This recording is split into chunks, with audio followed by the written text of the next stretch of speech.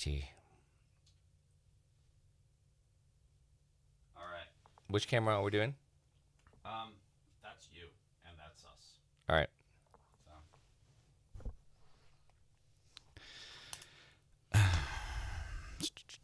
I'm just going to do this. All right, you're live. Hey, what's going on, everybody? Wow. We are so sorry that took so long. Sam literally got in an hour-and-a-half long traffic jam while we were all working on other stuff for this. So, and that's why we are almost an hour and a half late. Yeah, that was pretty nuts. That was like almost a forced hangout for you guys in the Discord. Oh yeah, that was pretty. It was pretty. And then we finally got Alex in on the stream, and Alex is here with us. So we traded Dan off with Alex. What's going on, everybody? Howdy from Hey, the rocking chair. well, we got the better late than never tip Oh, dude, started. already. That's awesome. This is great. Thank you so much. Thanks, guys. Thanks for your patience. Yeah, no, it's been crazy. The audio gnomes are always afoot. Yes, they're a foot and they're full body gnomes. I mean, it would make sense if they were just feet. One-footed gnomes are the worst. What were those called in Narnia? Was it the duffel pods? I don't know. The one-footed gnomes. That's when you really start worrying. Okay. Your conscience is tormenting you. Well, hey guys, so it is crazy. So Dan, you just literally drove 7, like even more, because 8 hours. 8 hours here to sit around and say, why is this not working? And me coming in saying, I'm so sorry, it's not working. But like most really good things, the beach was beautiful, I'm sure. Yeah, I just spent a week down in Hatteras. It was incredible, and super thankful. Typically, this time of year is crazy busy, and a lot of touring, and so our wives and kids are pretty used to us not being able to do vacations or be at weddings or birthdays or anything special Oh yeah. in the summertime. But the fact that we had this week open and got to be with family, my little 2-year-old boy loves the ocean. Oh yeah. Yeah, and so You said last year he didn't. yeah, he would take trauma naps on my shoulder, and that's how we dealt with it the entire week we were there. But this time he was like laying in the sand and just taking waves in the face and loving it. Yeah. Yeah. Well, hey. Also, hey everybody. So, Sam, can you hear me, Sam? Hello. Hey, there's Sam. Everybody, say hi to Sam. He was subject to the worst traffic jam in the whole entire world. Ironically, on Highway 81. Yeah, which was one of the last songs that we just listened to from our Immigrant Road show. Rolling down the road on Highway 81, all excited. This trip has just begun. Saw a tractor trailer flip and sat for 1 hour not moving. I'm going to make the stream start late because I can't move. I think that was the lyrics. Unhappiest road. Yeah. Well, You know what? You could tell that was the first touring song that we ever wrote because we had not toured on Highway 81 that much. yeah. Oh, But it is actually, okay, if in the early days it was mostly I-95, and I could literally be taking a nap, and by the rate of the chinks in the road, Four-strong carriages back in when we wrote Highway 1. that's right. So it was way calmer. I literally could tell where we were on I-95. We did I-95 so much, but we didn't do much highway Interstate 81. Interstate 81 is actually awful. It's terrible. yeah. I think also writing a song called I-91 does not roll off the tongue. I-95. I-95, rolling down the road on I-95. It's something like I'd rather be alive than on I-95. 95. I think that's actually not that bad. Dude, I've actually literally been run into at 55 miles an hour on a standstill on I-95. My car was totaled. Really? It was stopped traffic on I-95 and a Nissan Armada. This guy must have been texting or something, and he just slammed into the back of my sedan at 55 miles an hour. I'm lucky to be alone. Yeah, I'm lucky to be alive. So you're right. I'd rather be alive than I-95. Hey, we can finally see Alex. I finally got the video up to where I can actually see Alex. Guys, I can see you guys finally. Yay. Wait, are you on a boat?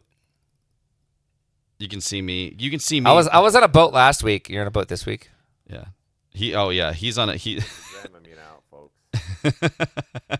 Well, guys, so we're here. We're one big happy family. This is amazing. You know, we already told you our grievances. Sorry we're late, but that's fine. It doesn't matter because we're here and we're a family. This is what it matters. We're here to listen to Immigrant Roadshow, of an album that Alex and Dan and company recorded almost 20 years ago. Alex and Dan informed me that after I made such a bold claim that it was 20 years in the 20 years anniversary, Yeah. that it was actually Spotify lied to me, and it came out in 2007 instead of 2006. Yeah, you're making us feel old. Yeah, sorry. Well, I mean, if anybody has been keeping track of the World Cup right now, I saw a reel the other day that was just like, the World Cup is out here making us all feel incredibly old, and it was like, was it Ronaldinho or Ronaldo? It was Ronaldo. It was Ronaldo. And it was just like basically saying like, wow, he was one of the best, and it's so great to see someone so old out there on the field right now. At the age of 31. At the age of 31, the ripe old age of 31. I'm surprised he isn't dead right now. 41, By the way, 41, guys, yeah. the World Cup is truly been awesome. Yeah. You know, as a father of 3, I have 0 time to watch it. But thank you for Fox for your little truncated highlights. I could just kind of like fast forward through it and find all the goals. Oh yeah, we were doing that right. Yeah. So Alex, people on the stream are saying that you're too quiet. So Sam, is there a way that we can actually up his audio in the stream deck right there? How can I see the comments So on here? That might be on your iPad. On the iPad. No, the iPad audio actually makes Alex sound like he's in a tunnel. Really? Yeah. Okay. Or do I need to hold it to my yeah, mouth? if you hold it up a little closer to their mouth, maybe that'll work for now. But anyway, it's a great mustache addition. I'll just talk with it right on my lip. Is that better, guys? Could you just chew some bananas or something and just hear some smacking sounds? That would be amazing. You know, I'm gonna go to Facebook. I'm gonna go into the Facebook right now. He's going to and Facebook see. and he's gonna look at everything. So guys, we need. Is this possible to stream to MySpace yet? Oh Guys, my gosh. we need at least $25 to $50 more to have Alex only talk with that in his mouth like that this whole time. Oh my god. So I'm that is the thing. If we get $50 next, we are going to stream with that thing in Alex's mouth the whole I'm time. going to electrocute myself. All right. Hey, well, guys, where are we currently? Can you So, hear me, guys? oh yeah. So VIP chat is blowing up. Hey guys, we actually are still. Wait. Let me see this here. Hey, also Sam is our servant boy today, and every Thursday, and Sam is our buddy. He's my friend. Sam's my brother-in-law, my servant-in-law. Sam, if you can kindly come and put the chat and the poll and the diaper meter up on this screen, that would be amazing. Anyway, I haven't seen any I've got tips a come diaper in. changing table right there. That's a diaper meter. It's the Man, that thing has seen a lot of diapers. that dude. I mean, like, how many diapers does one go through in a single day, and yet a single month? It's pretty astounding. Eye-watering. It's eye-watering. So let me see. Where it all happens. Well, Home with a chrome. Home with a chrome, right here. All right, here we are. So we're talking about Scythian's Immigrant Roadshow. yeah. Let's. Oh man, we got a filthy diaper, man. Someone gave us $20 for starting late. Yeah. That's pretty, very kind and generous. Actually, we have about. Thank you. That was so passive-aggressively nice of you. Yeah. Dude, I just see in the VIP chat we're missing. I see Week in Adoras, fourth Aerolingus, dude. Franklin, going deep, going full Tolkien there. That's awesome. Well, guys, so here's the deal. So we left off at on a pretty good high note on the highway, the Immigrant Road Show talk back and the listen back. So we left off right after Boyko Dream, which was a rousing, amazing, just one of the first Ukrainian fiddle tunes that Scythians put on an album, because I think Greek fiddle was on was on Aiden's Orbit, the album before this. Which Alex, what's the actual tune? Because it's not Greek, right? It is actually Ukrainian. What's it called? Well, it's funny. It's the Transcarpathian. The Transcarpathian Mountains. Basically, you have Hungary, Bulgaria, Ukraine. Said Alex. Oh, yeah. But Thanks for this answering for me. Yeah, well, I mean, this is actually very interesting information. But Well, you said it's all the same, but I just basically fleshed it out for you. So, Alex, what's the fiddle tune? What's the region? What is it? Yeah, no, it's interestingly there is a lot of similarity between Greek and I heard this tune, and it was in the setting of a Greek tune, but at the same time it's also a very common kolomeka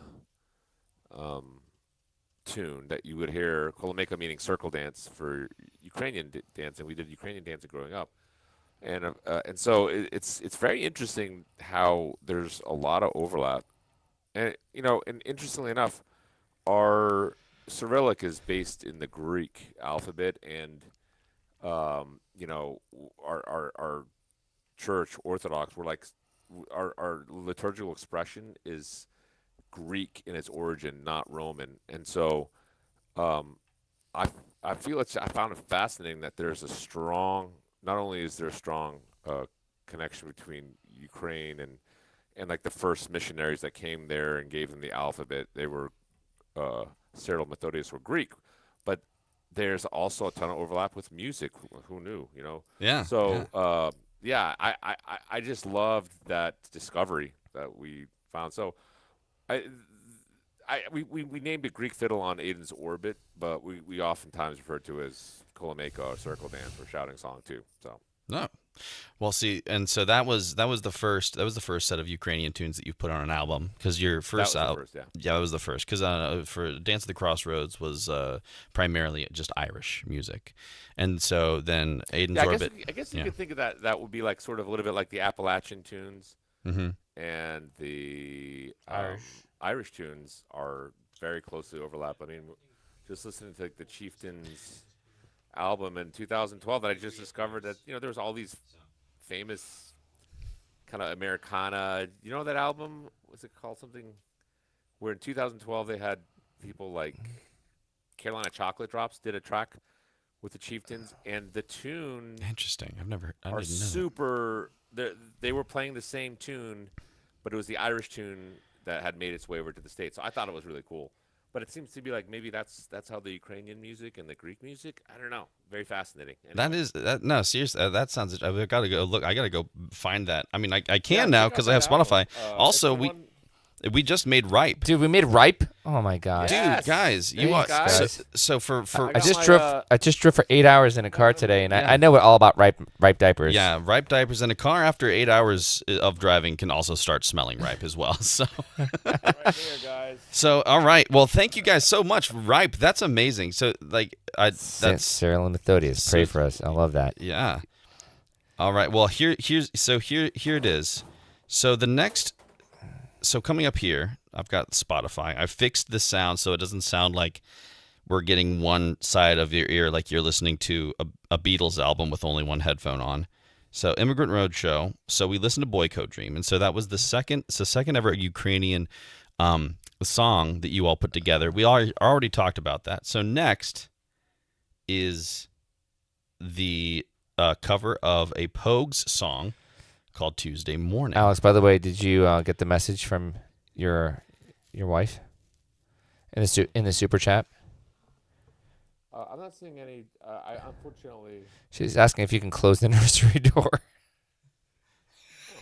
She says your voice is projecting quite loudly. It's just because you have such a strong voice. A very strong voice. Very strong voice. Okay, so this next song is Tuesday Morning by the Pogues. Okay, so little backstory about this. Yeah, little backstory. Let's hear the recovery hear the from the weekend donated $20. Thank you so much. That's how we got to Ripe, man. Oh, geez, I'm sorry, I'm so late. It's okay. No, it's all right. We were late. Okay, that's why. So this I got to give a huge shout out here to our buddy Pat Boyle. Actually, the Boyle brothers is John Boyle and Pat Boyle. Were two brothers. Irish. Their dad is directly immigrated and a mother from Donegal. And when we started, right before we started the band, we were still street performing. Alex went to work for Pat Boyle. I went to work for John Boyle, these two brothers. And they're, straight from Ireland. And when Pat Boyle heard that we were, playing in the streets, he's like, you have to come over to my garage and I'll just show you, my favorite Irish songs. And, we're just getting into it. And so we spent a whole evening, and that's actually where we put together, we were just goofing around, where we put together our version of Danny Boy, which ended up on Aiden's Orbit. But then he also introduced us to this, it's a more obscure Pogues song. Shane MacGowan was the lead singer of the Pogues, but Spider Stacy actually wrote Tuesday Morning. And so when you think of Pogues, you're not going to, Tuesday Morning does not come on the top of the list. But as soon as we heard it, we were like, oh my gosh, we have to play this song. And when we started playing it live in pubs, it kind of became our anthem song where people would come every week, every Thursday to Vidal Irish Pub because they wanted to hear Tuesday Morning. They'd be like waiting for that song. So Tuesday Morning has a very special spot in our hearts, kind of as the song that kind of put us on the map, so to speak, as a pub band. And because it wasn't necessarily like instantly recognizable Pogue song, people thought it was ours for a long time, even though we'd say this is a song by the Pogues, but people couldn't find it, whatever. So we definitely wanted to put this song on Immigrant Roadshow because we felt this was kind of like our official coming out album. And that's kind of the backstory that I have. Alex, do you have anything you want to add? Yeah, the Spidey Stacy. I mean, our version also is like very rock and roll, very peppy. The Pogue Spider Stacy version is kind of more too many sad days. It's much more mellow. Too many Tuesday mornings. It's a very different sounding song. We kind of took it and just rocked it out. So this has always been a fun rock song, and we're getting it back in the mix again now that Animal's with us. So that's been a lot of fun. Oh yeah, with accents. Franklin, I was asking if we do it now with accents. I think it definitely is much better if you like too many Saturdays, too many Tuesday mornings. I thought of you today, and I wish it was yesterday morning. Your teeth have to be a little rotten to do it too. It's right. Give me another pint of wine. Anyway, here we go. So here we go. Without further ado, Garrett said perform it a cappella right now. Well, there you go, Garrett. Garrett, you read your mind. It just happened. It is too quiet in the stream and too loud at home. An unfortunate paradox. so maybe Alex is too quiet. Oh, Alex is too quiet on the stream, but too loud at home. I'll give you the mic. There we go. Yeah, there we go. Could you somehow wrap it around the cap brim of your hat? Yeah, I love that. Well, here, without further ado, here is Tuesday Morning by Scythian off of their album Immigrant Roadshow. You look like you're on life support, Alex.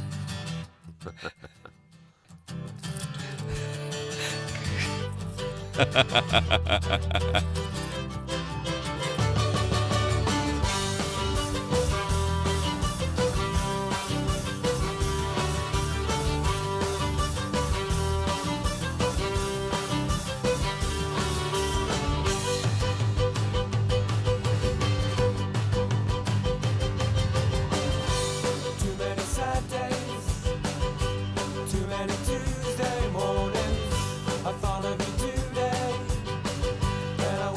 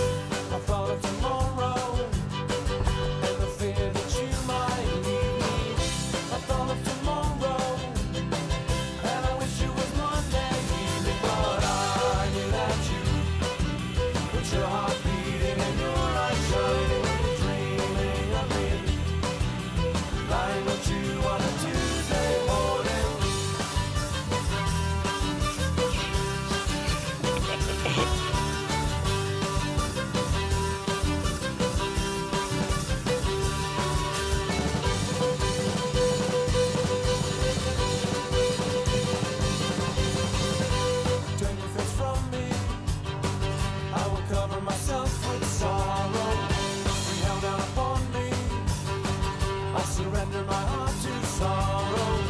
Bring hell down upon me, and I'll say goodbye tomorrow. But I knew that you, with your heart beating and your eyes shining, would be dreaming of me, lying with you on a Tuesday morning. But I knew that you, with your heart beating and your eyes shining, would be dreaming of me, lying with you on a Tuesday morning.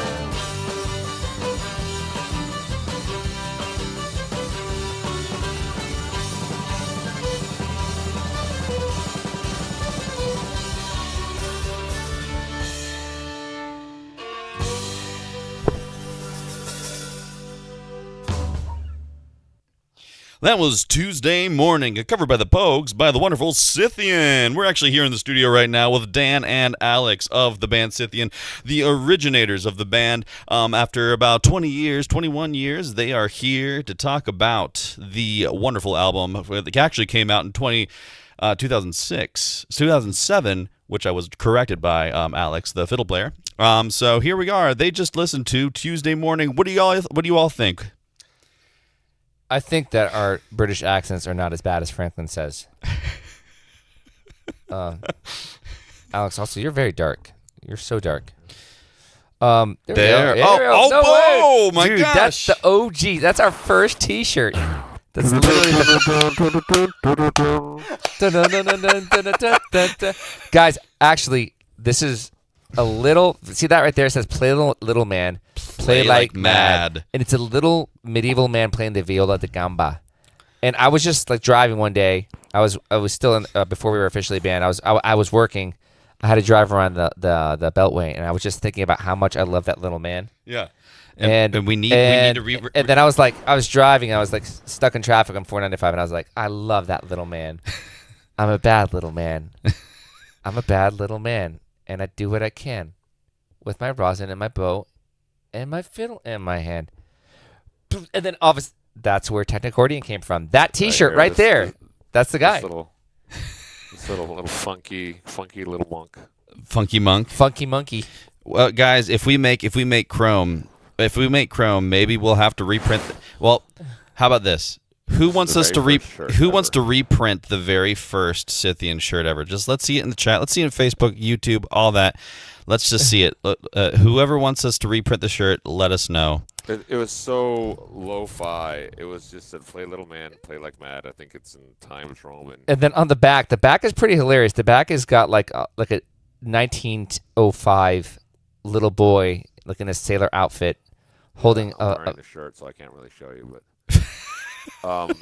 you could turn around. If I could, but. You could turn around. You can turn around. Let's see it. Stand up. Let's see it. Maybe this shirt doesn't have it on the back, but anyway, it was pretty. It does have it. This was actually an original shirt that I found. I think we had used it as a merchandise display, so we taped it around a piece of cardboard, and it just sat kind of forgotten by time because it was just like collecting with a bunch of stuff, and it was flat, very flat. And I found, I'm like, wait, is that the actual shirt? So it was fun finding it because this is the very, very and so that's OG right that's there, amazing. man. I love the Alex Federica ASMR iPhone mic. How it feels to be one of Alex's mustache hairs. Guys, you didn't know that you were getting this as VIP members. Yeah. Is this uncomfortable? Am I making people feel uncomfortable? Oh, yeah. Let me know in the chat. I can't see the chat, unfortunately. Is it actually? I have to listen to what's going on through Dan and Ethan. Yeah, here it goes. So before we go any further, give a sound check. Talk like this, and then take it off your mustache, and then see if there's any difference for the people. Check 1 2 1 2. Hey, Therese. Hi, my wife. 1 2. She sat in the car for 8 hours wrangling 3 kids, and she still tunes in. It is noticeably quiet. Is it better this way? It is much better that way. It's much better. Could you wrap it around your hat? Make it like look. We'll do it. Ready? Beep, beep, beep. What is this beep? I can hear. Beep. Oh yeah, It's the hospital. Beep. Oh, here we go. If we make Chrome, what should we do? Slam poetry rendition of Scythian songs, read Calvin and Hobbes, or watch the Bunny Holly music video. Slam poetry is really good. Godzilla! Godzilla! Yeah, Dude, guys. Franklin, I feel like we are your tithe. We are your tithe. We I are feel your like. tithe, Franklin. Dude, The Franklin tithe. Godzilla strikes again. Woo! Man, I am excited. Guys, What's up, Jennifer Opolecki, Charlene, Chris Woods? Guys, I want to let you all know that I sent a picture. I don't know if Sam it can actively just like augment things right now in OBS, our stream deck, but I sent a picture via Slack to Sam that says tip the band.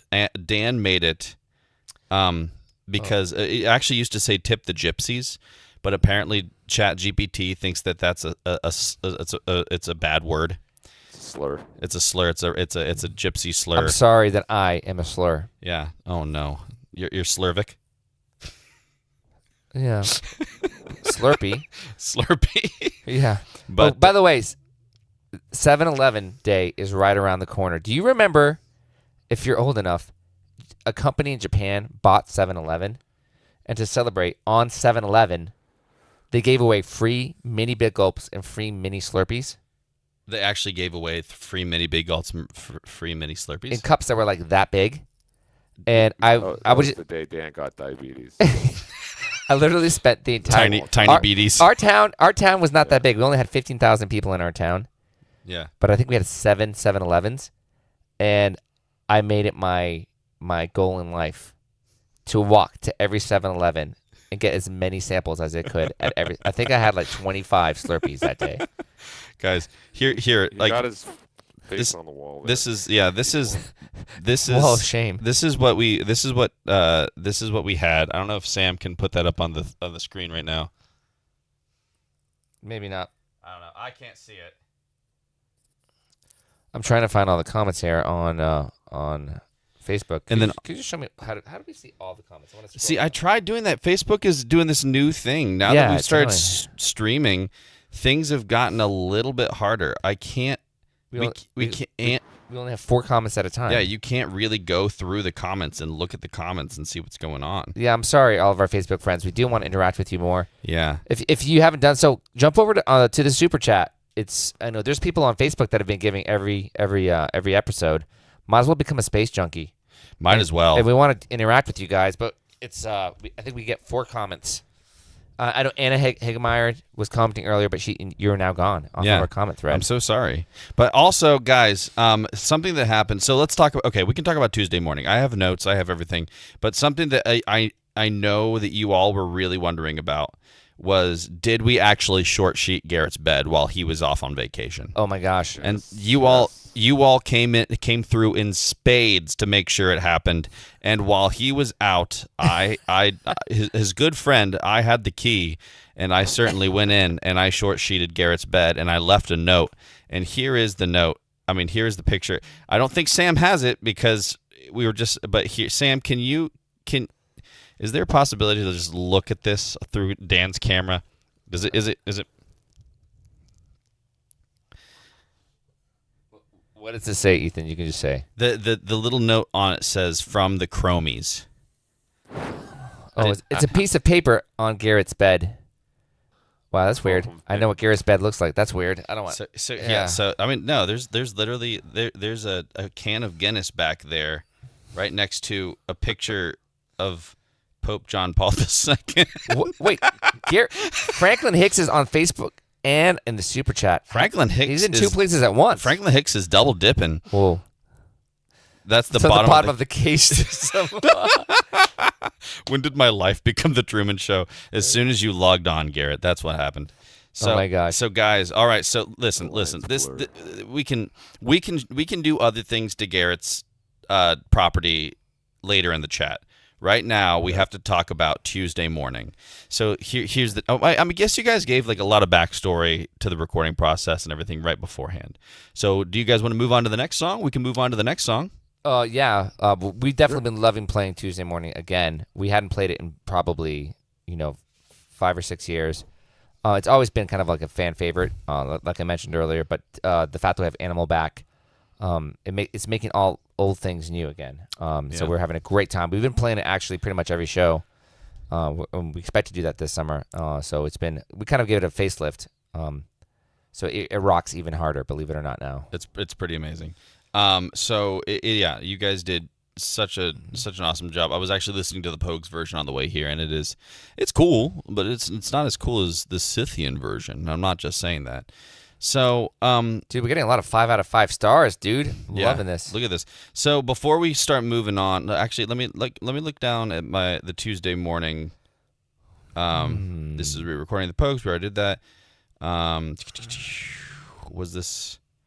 What was the reasoning behind this? Was this a flagship of Scythian performance at the time? Yep. And then you all already talked about all that. So yeah, all my questions were already answered. So guys, do you want to hear some of the 5-star reviews that Immigrant Roadshow got? Let's go for it, bro. Yeah. I've never read these. Alex, how's your mustache hairs sounding? Feels great. Feels great. All right. All right, here we go. So let's go. Amazon album reviews. Jennifer gave a 5 out of 5 stars, and it says a must-have for Irish alternative fans. It was a verified purchase for everybody who wanted to know. Skillful, funny, powerful, entertaining, and energizing. My children and students love it. Hills of Donegal made me laugh out loud the first time I heard it. My entire elementary school was singing I Will Go in March. Organic, original, ethnic, and contemporary all at once. I can't wait to hear them live soon. Thanks, Jennifer. Wow. Maybe 20 years too late, but thank you. This reminds me of Yelp restaurant reviews or like 1-star reviews on Yelp. Done by actors. Yeah. That's actually a channel. Yeah. That's actually a channel where should- they read like 1-star reviews, but dramatically delivered by actual actors. Yeah. Someone on Facebook was asking. Someone was on Facebook was asking. Anna was asking if we could toss up the STREETLIGHT link. Anna, at the top of the stream, there's the STREETLIGHT link. Yeah. It says tipping plus VIP chat at STREETLIGHT. So if you just go above the video at the top of this Facebook Live, you should be able to get it. Yeah. But there you go. And that was that. So, all right, after when we get a couple more tips, I will do another 5-star album review. I'll leave the 1-star album reviews for when we reach Chrome. Oh my gosh. Yeah, so I that definitely we used to read album reviews yeah. in like the New York Times or Chicago Tribune. And I'll never forget there was an album called GTR, 3 lead guitarists from 3 different bands. And the review was SUX. No, I thought it was SHT. SHT.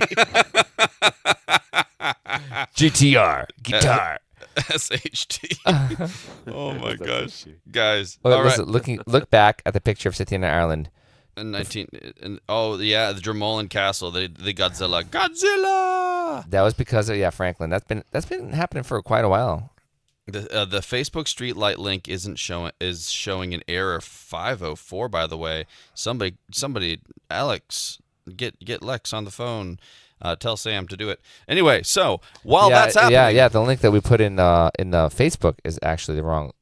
It's not working. What? That's crazy stuff. So let's get the right link. Let's and put get the it in right there. link and put it in there. All right. Well, in the meantime, the next song on the album Immigrant Roadshow is Final Reel. So Final Reel is a really cool tune. We didn't actually start playing this when I joined the band until last year. We were practicing a little bit, but then this year we actually started putting it into the set lists, and it's super cool. I just want to listen. So here's the deal. We've been talking a lot about the songs before we even listen to them. So let's just start listening to the song, and then we can start discussing afterwards. So without further ado, this song is Final Reel off of Scythian's 3rd studio album, Immigrant Roadshow.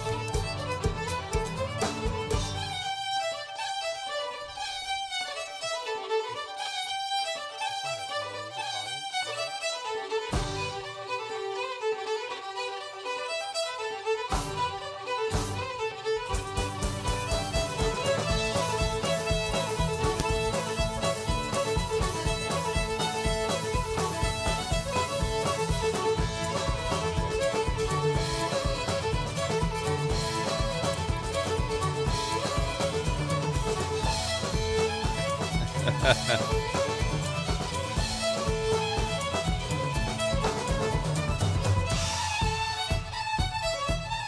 Alex can hear it, they can hear it.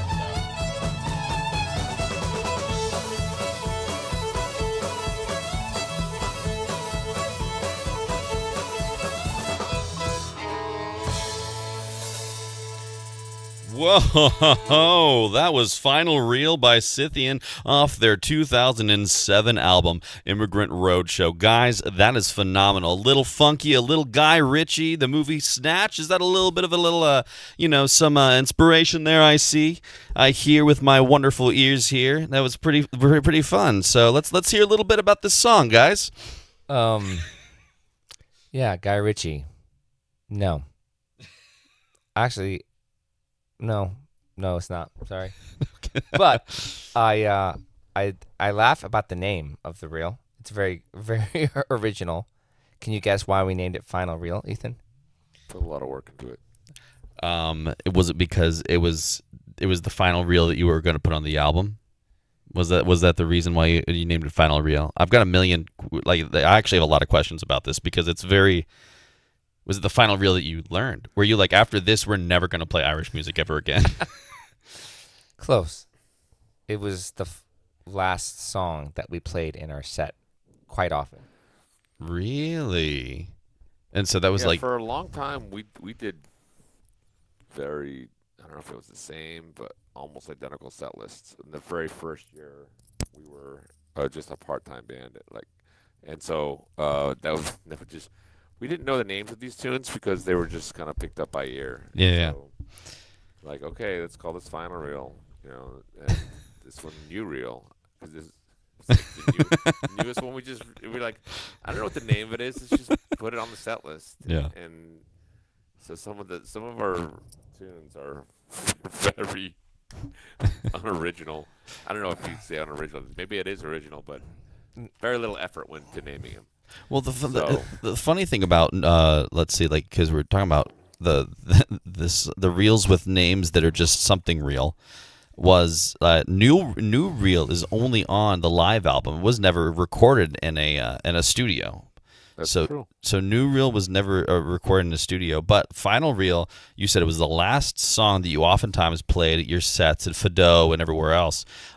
Is that a reason for that? Did you like so the It was big. It has that. It has such a steady build. It's like I like this tune because it's very patient. It's like every pass, every time it comes rolling around, something is added, but it's still staying. It keeps the reins back, and I think to me it builds a lot of energy, but I think in a different way than this, just going hard, It creates this anticipation, and when then all of a sudden it drops, and there's a part in the tune where there's two fiddles, where there's octave high, higher and lower octave, mm-hmm. and then so every time it comes around, every time something drops, something is added. But the use of the shaker, that's a lot of Animal. He brought that in when we first started. The shakers, Mm-hmm. I love how it just builds a lot of anticipation without going hard on the snare and that kind of stuff. So it's just every time you build it, that would be similar to, like you're saying, that kind of music, Guy Ritchie music, like the stuff off of his soundtracks, oftentimes. But it's I don't know what you would call it, house music or what, but there is a sense where they are masters at building slowly every time there's a layer added on, which I like that about that that type of music. I don't listen to it very much, but I do appreciate that aspect of it, because tunes are repetitive, and so you got to be creative about how can we keep, every time it comes around, keep it fresh, without wearing it out. If you jump into a snare or kick drum or go too hard too early, then people just relegate it to background music. So this is just listening to it just now is a lot of fun, because I haven't heard this recording in a long time, but it's been fun to bring it back in our set. Oh yeah, because you've now added a bass part, which to me that definitely makes it very Guy Ritchie. Well, I love it. Upright bass. Upright you bass, know, yeah. we always felt in the early days that the band wanted so badly to have an upright bass. Mm-hmm. And then you were playing bass with us already for, I think a few months Mm-hmm. when you just kind of casually mentioned that you owned an upright bass. And we're like, you play upright bass? You're like, yeah. Yeah. We're like, we always said we wish we had an upright bass in the band because we felt we already knew when we were writing these parts that it would be so perfect for an upright bass. And so it's been really neat. Our kind of our calling card in the early days was the double fiddle combo. Mm-hmm. And there was really no bands doing it at the time. Yeah. So that kind of set us apart. But then when we dropped down to one fiddle, going just to an electric bass, it just didn't have the same, mysterious feel to it. Yeah. Something about an electric bass, I don't know what it is, especially when you're pairing it with acoustic drums. instruments. Yeah. So it, even now as we're writing new songs, Mm-hmm. there's certain songs that we're like, oh man, that is made for electric bass, Mm-hmm. but that one's made for an acoustic bass. Yeah, no, it's actually kind of crazy. Like the acoustic bass that when I was like, I play acoustic, I play upright. That bass is actually fiberglass and was like found on a government auction and came on a pallet of 15 upright basses. Dang. And then your kids promptly took it and threw toys into it. Yeah. Ethan's upright bass actually jiggle it's almost like a shaker. Yeah. There's like a moose in there. Well, right? the one I currently have, is not the one that was on the pallet. That was one I got from a friend of your all's. He's a friend of mine, TJ, and my son Ezra Is threw. that the one one of your kids pooped on?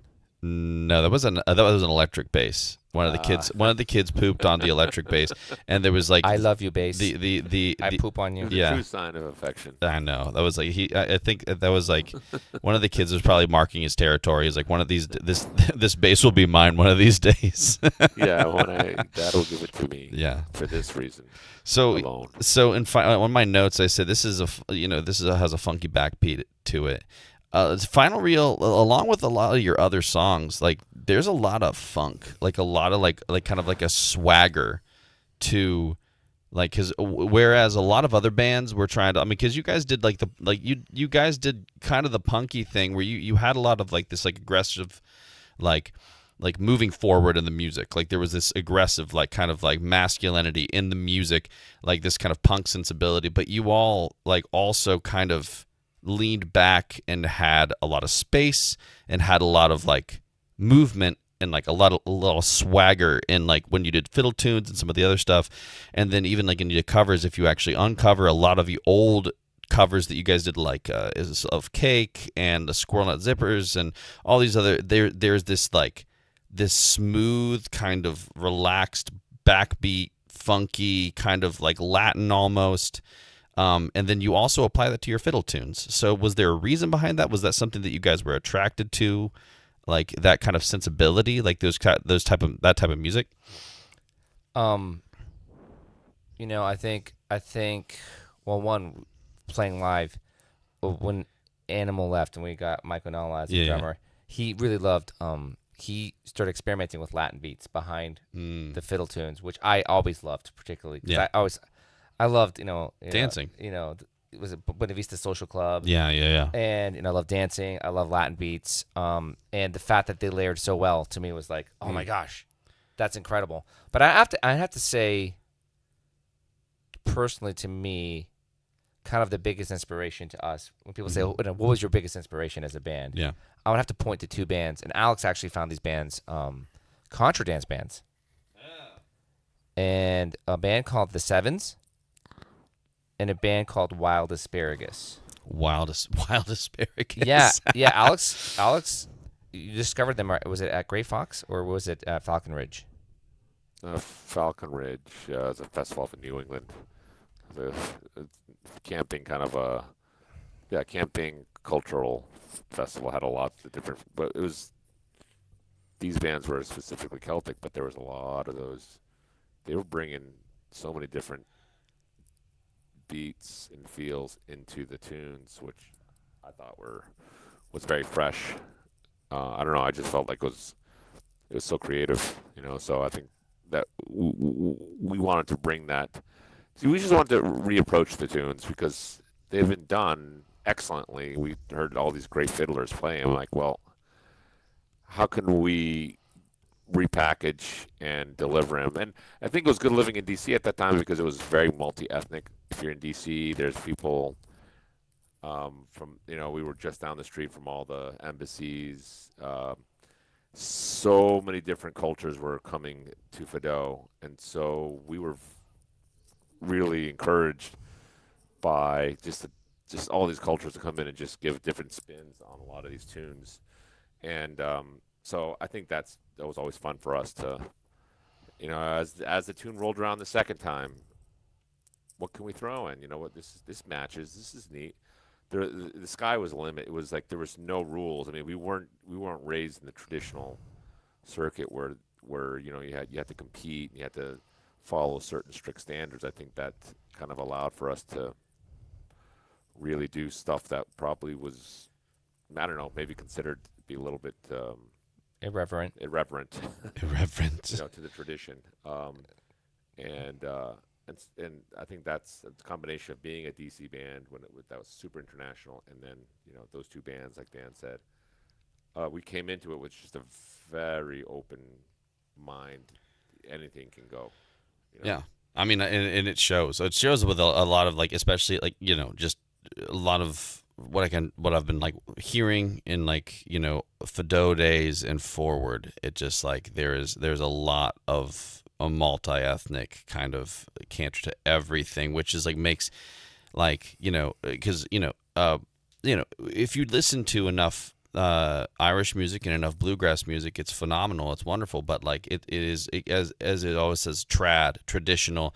There is a way to play it. There's a lot of people who play it the same way all the time, and it sounds great, but then you spice it up a little bit, and that you see that the different dimensions, and it catches other people when those traditional tunes wouldn't have done that in the first place. It actually opens up a lot of people to them. I mean, I think that's why once we hit the Irish circuit, I think our first year we had 4 Irish festivals. One of them was Milwaukee, Minnesota Irish Fair, Michigan Irish Fest, and then the 4th one was Celtic Fling or something. Yeah, which we will be at Milwaukee and Michigan Irish Fest this year. We'll be at Dublin Irish Festival, yeah. Dublin Irish Festival, yeah. It's coming up. But Buffalo Irish Fest as well. So yes, a lot of great North Buffalo Irish Fest. Fest. Actually quoted, they had an actual quote about us, said, Scythian is a band for people who hate Irish music. Scythian is an Irish band for people who hate Irish music. So that was a little bit, I think that that just reminded me. I forgot about that, but it was a funny quote. But it was sort of people who don't normally like Irish music at all, they would never listen to it. We were catching those people. We were bringing those people in. Oh yeah. Because we were doing all these different things in the back. So people that wouldn't normally stop and listen to tunes, per se. Oh yeah. We were kind of bringing them in with all these different Latin beats and sometimes techno beats, in the background, and so it was. It was just a lot of fun being in those Fido days. There was a ton of experimenting and a ton of encouragement from all those people. I think that's what, when we landed and hit the festival scene, people were like, where did you guys come? What is this? Yeah. We were very different from other bands because we had those, every Thursday for 5 years. We had the environment for people to say, just keep pushing it. We love it. So it was a very fun scene to be at Fido in those days. And also, when we hit the circuit, there were actually Irish bands really weren't doing that at all. Yeah. So we really were like, what? Who are these guys? We were basically kicking down doors. Two Ukrainian brothers playing a weird type of Irish music. Mm-hmm. Now, now there's a lot of bands coming out of Ireland that will be doing Jig Jam. If you look at the guitar player, he's doing a ton of like gypsy jazz chords or like Django Reinhardt. Yeah, Django Reinhardt or country western Mm-hmm. over the fiddle tunes. And I'd say that the trad music scene in Ireland has changed in the last 20 years a lot. Yes. But at the time, we didn't know that we were doing something completely unique. We just, our motto was music among friends. Yeah. So we just get together, and it was like building a tree fort. What about this? Let's try this. And, because we had that weekly show in D.C., Yeah. we could try anything. Yeah. And people had a great time. And so I think it was pretty cool It's also really cool because somebody just donated $5 to play "It's a Small World," and then Garrett said he would donate $10 if we just started playing "Part of This World" by the Little Mermaid from the Little Mermaid. Wow. Is that the actual chord structure? If it's a small world. It's a small world after all. It's a small world after all. It's a small world after all. It's a small world after all. Oh no, the ride just got stuck. You will be stuck in here. Forever. Forever. One of us. One of us. One of us. All right, there you go. And so part of this world, Nightmare was brought to you by. dude, I went on that ride and I was like, this could be the start of a horror film. What about Part of This I World? don't even know how does it go. Garrett. Part of this world. That's the only part of that note. I wanna be. Oh my gosh, I've got it right here. You ready? Why not? Kiss me, girl. Kiss the girl. What in the world? I am. Here we go. Duff beer for me. Duff beer for you. I'll have a Duff, and you'll have one too. That's The Simpsons. Occasion. Every time I log into my guitar chord archive thing, it always asks me a million questions before I start. Here we go. Part of this world. Part of this world. It's gonna be crazy chord structure because all Disney songs are like Crazy. yeah, they're like. I know Broadway. it is. All right, Here we so- go. Key is F. Oh, I no. can transpose it. Wait, what is it? Here, chords. All right. So let me transpose this, guys. Guys, if you tip money, Dan and I will also play songs for you that we never thought. Garrett says Garrett's wife just texted me and said, "Don't listen to Garrett. He's never heard Part of This World from The Little Mermaid before." You know what? If I was gonna sing a song for Garrett, I would do the Gaston song. Oh my gosh, no one. Some things like Gaston. It's called "Part of Your World," actually. All right, you ready, Dan? What? Here. Okay. The Do you know the words? yeah, here we go. Play D. Okay. Look at this stuff. Now E. Isn't it neat? D again. Wouldn't you think and then E.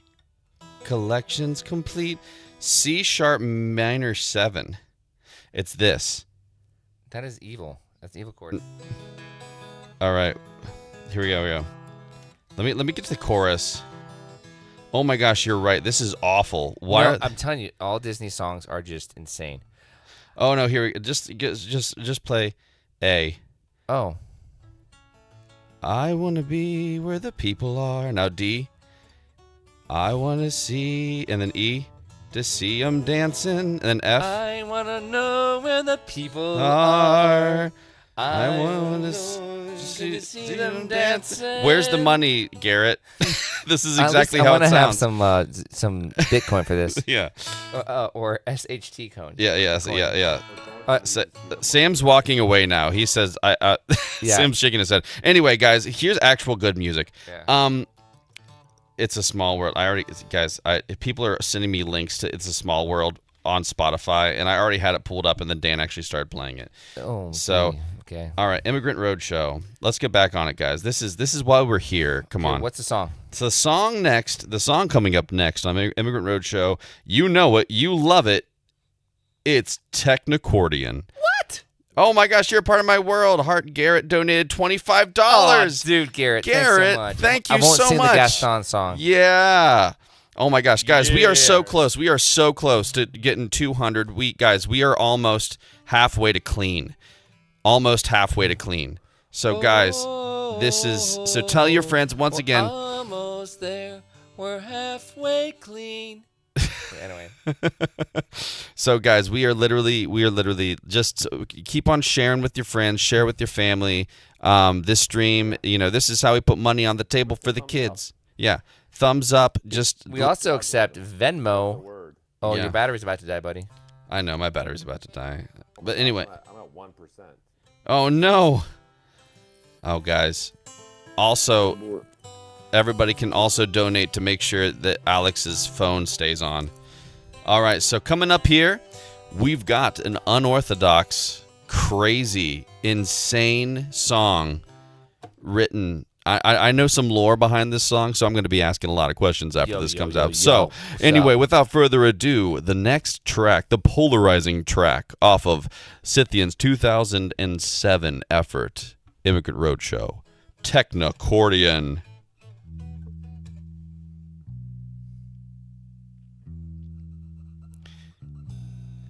Also in the comments, everybody let me know if you can hear the music.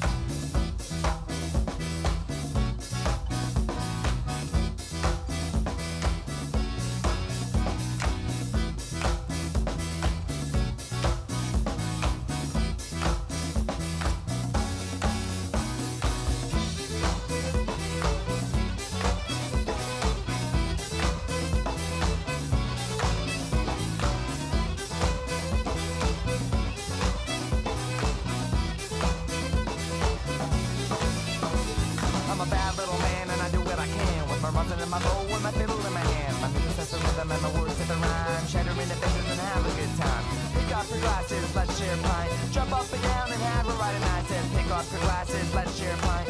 Jump up and down and have a ride night. I'm a bad little man. He's a bad little what? Is that a bad little man? Cause I trouble when I can. I'm a bad little man, cause I trouble when I can. Rocking through the night, now won't you give a hand?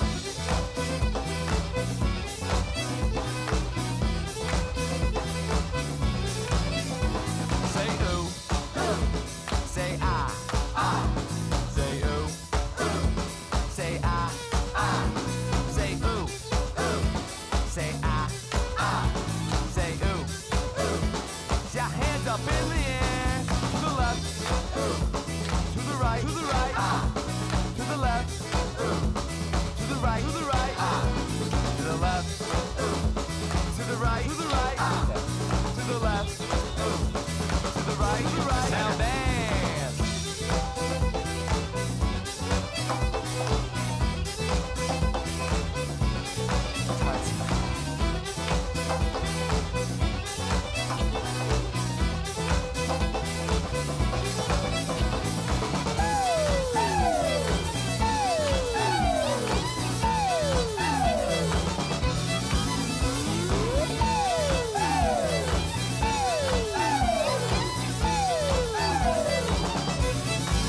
Break it down.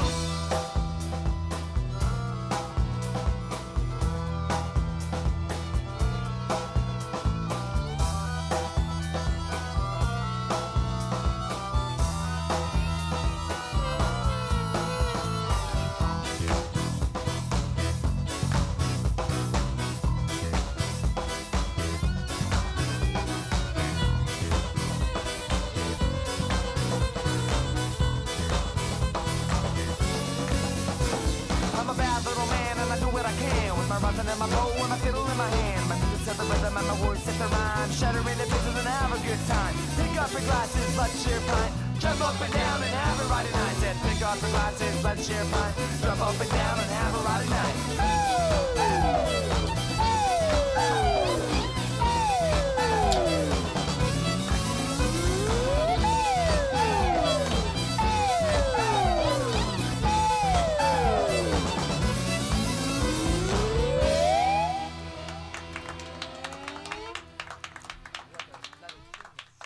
That was Technocordion off of Immigrant Roadshow. It was a very controversial song for its time.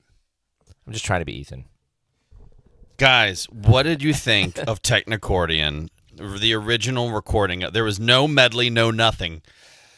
So, guys, this is such a fun time, and guys, this is Just plug in your. I gotta plug computer. my. You have a 1% I was battery. running. I was running. I'm out of breath, guys. Technocordion. So listen. This song was not only polarizing to the Irish trad bluegrass world. It was polarizing To the polls. because the song had to grow on the band members. Yeah, I mean, white rap. Yeah. When I was like, hey guys, I have this great song that I wrote about the t-shirt Alex is wearing, and I started rapping, there was definitely some eyebrows Yeah. that were raised. Yeah, But- and the eyebrows also fell on the floor. There were some fake eyebrows. Somebody singed their eyebrows off in a bonfire, jumping over a bonfire. And when you said, "Guys, accordion, white rap," somebody's fake eyebrows fell. That was a weird moment. That was a very weird moment. And actually, this is right before Animal had left the band. I have this in my and- notes too. Also, we just lost Alex. Alex, where are you? Oh, his phone died. Oh, his phone died. Okay. Anyway, so you Oh, guys. he's back. There he He's is. back. Yes, Alex is back. So I remember kind of with trepidation, like, dropping my dope beat. Yeah. And Alex was like, white rap.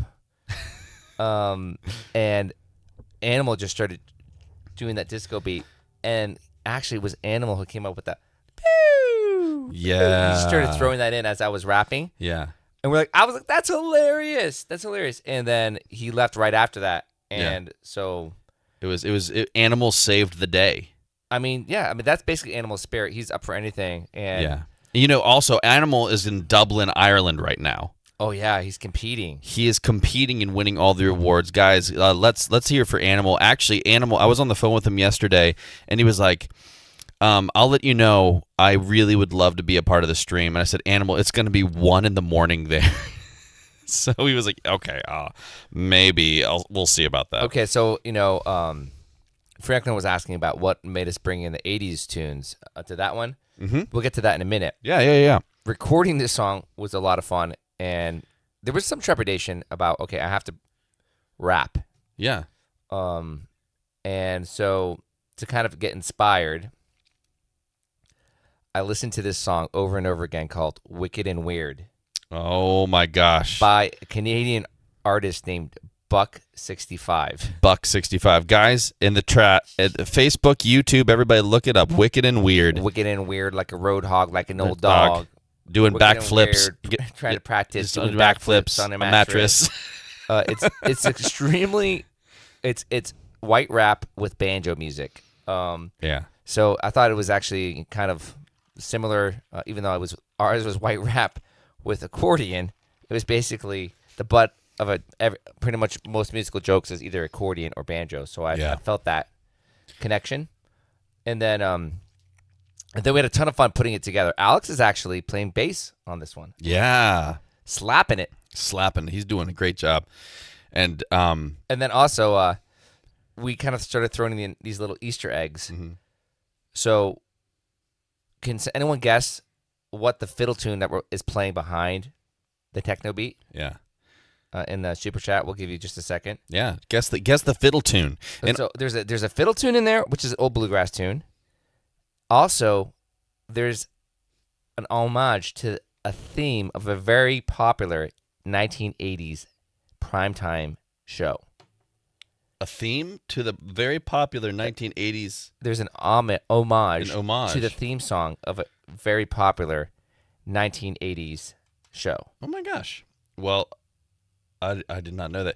I want to actually know, while these people are trying to get these things, the theme, the homage to the 80s show, and what is the bluegrass tune that is heard in Technocordion, what I want to ask is, at the very beginning, I hear these things. These are the little things that like drive me crazy, but I love in music, where bands put something in there that's just this little audio worm that you're just like, what is that thing? At the very beginning, you hear a... What is that? It doesn't sound like the scratching. I see Alex is smiling. Like so, like it. It sounds like somebody's taking like a rope, and when you're like swinging a rope around, and it makes like go. That's what it sounds like. Do you guys know what that is? Did you guys what did you do? What is that? I've never asked you guys. This is now. It's all coming out now. It was a rat. It was. We recorded it in our drummer's basement. It's a rat. And you took it by the tail. And you just swung it around. Yeah. I mean, it's a little known fact. Alex is talking, but we can't hear him. I mean, it's mainly because he doesn't have his headphones. Alex, are you talking? Yeah, we can't hear you. Oh. Dang it. We're finally. It's not Devil Went Down to Georgia. No. It's not Devil Went Down to Georgia. So the bluegrass tune we have going on loop. It's like a sample. Wait. You actually had a sample of the bluegrass tune? No, we made you we wrote played it. over Yeah, and over. No, we didn't. You didn't write it, but you played it. Yeah. But we just played the same line over and over again. So Yeah. it's that's what you know doing hip hop. Mm-hmm. Yeah. Sample. Yeah. You sampled You it. sampled it. It's Jerusalem Ridge. It's Yeah. an old Bill Monroe tune. Bill Monroe tune. Did he actually write that? Or did or he made just, it famous, He whatever. made it famous. So it's like kind of a super old school bluegrass tune. So that's what we have sampled behind it. But if you listen to it, you'll hear the theme song for Knight Rider, like David Hasselhoff, Knight Rider. What? No,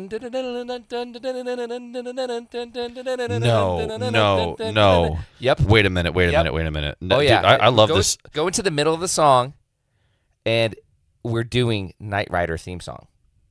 Because when I was a little boy, David Hasselhoff was the coolest human being on the planet. When I was 5 years old, I wanted to be David Hasselhoff. I wanted to be Knight Rider. Michael, there's danger up ahead.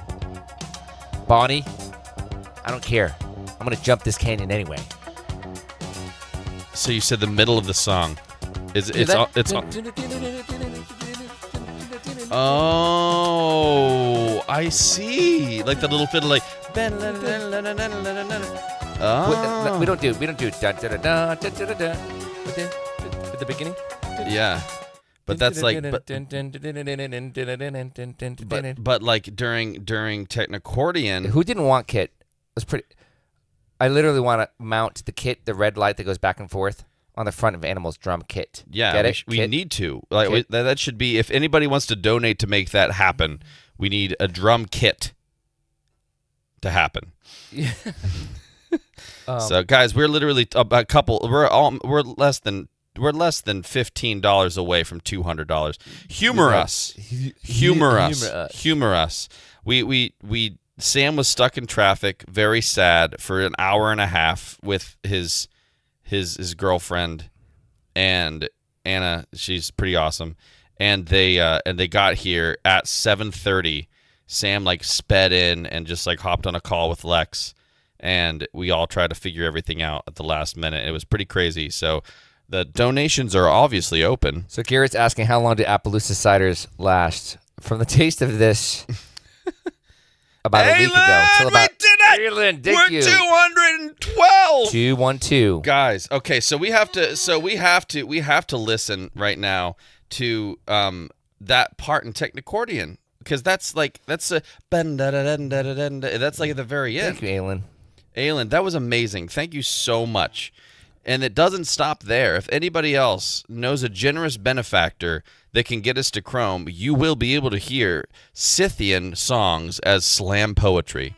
Anyway, so here we go. We're gonna do Technocordian, and I'm gonna go like It's like. There it is. wow. that was a lucky guess.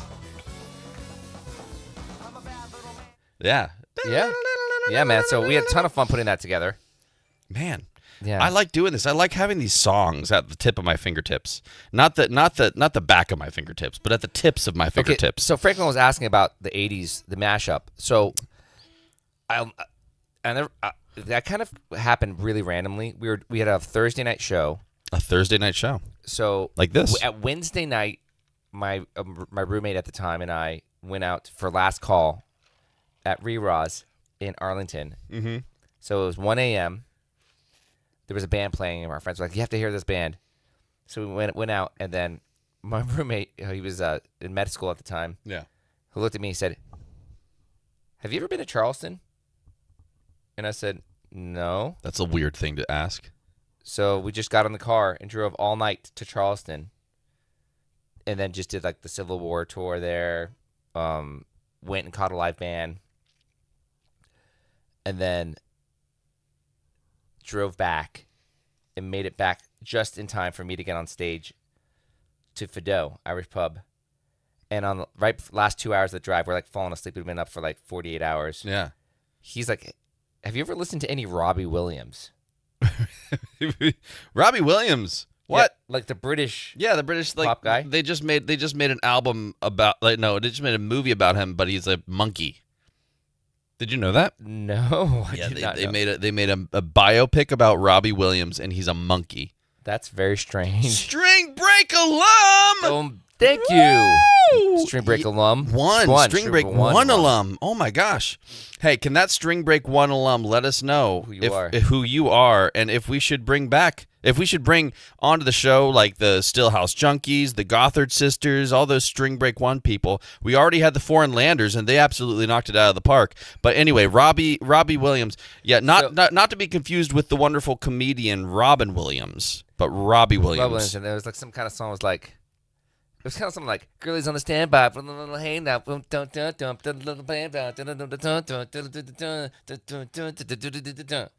was basically the cadence. I can't even remember what it was. Yeah. So I just, it was like a bop, and I just memorized it for like the last 30 minutes as we're trying to make it to the Fido show, and we were doing the Technicordion, and in the middle of the Technicordion, I just kind of like stopped playing. And I turned around and said, "Keep the beat going." And then I just dropped into that Robbie Williams rap. Oh my gosh. And the crowd lost its mind.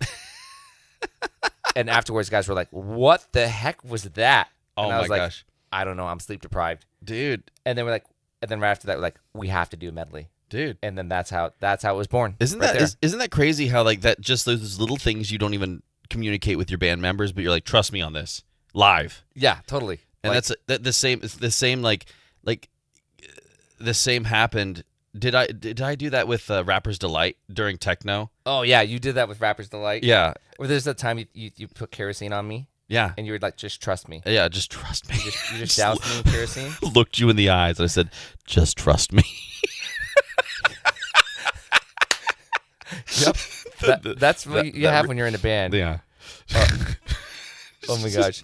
But that's true though. Like that's crazy. And then because of that, those things are solidified forever. Yeah, I mean that was literally born out of like a just on the whim, Mm-hmm. sleep deprived, trying to stay awake and and not crash. And you're feeling the vibe. You're feeling like everything going on. And Oh, yeah. And so There's nothing like the early days. I mean, if you think about all the bands that you love, like let's listen, Mumford and Sons. Mumford and Sons. This is Yeah. the math version. This is Yeah. the Schoolhouse Rock version of Mumford and Sons. Mumford and Sons. I really love them, but I can't find them on Spotify. Whenever I put in Mumford and Sons, there's nothing there. So I guess they're not as big as I thought. But their first album, right? It just kind of swept the nation. And I felt like their sophomore album was totally forgettable. Yeah. But it's like in the early days, you're just hungry and it's super fun and you're just willing to try anything. Mm-hmm. And I think that's where a lot of the magic is. But once you make a name for yourself, there's just a lot more pressure. You can't really afford to fall flat by taking a huge risk. You start to rest on your laurels a bit, and you also start to like kind of It's hardy. Yeah, it's hardy. it's Laurel hardy. and hardy. Laurel, and you start to rest on your Laurel and Hardies. Yeah. You start to you really become the Mumford and Son. Well, we just got a weird echo. I think that's Alex. To your left. Dang it. All right. Hey, Hey, Alex, you're back. Brother. Yeah. So Robert said he definitely wants to hear Gothards as guests on here and members of Twisted Pine.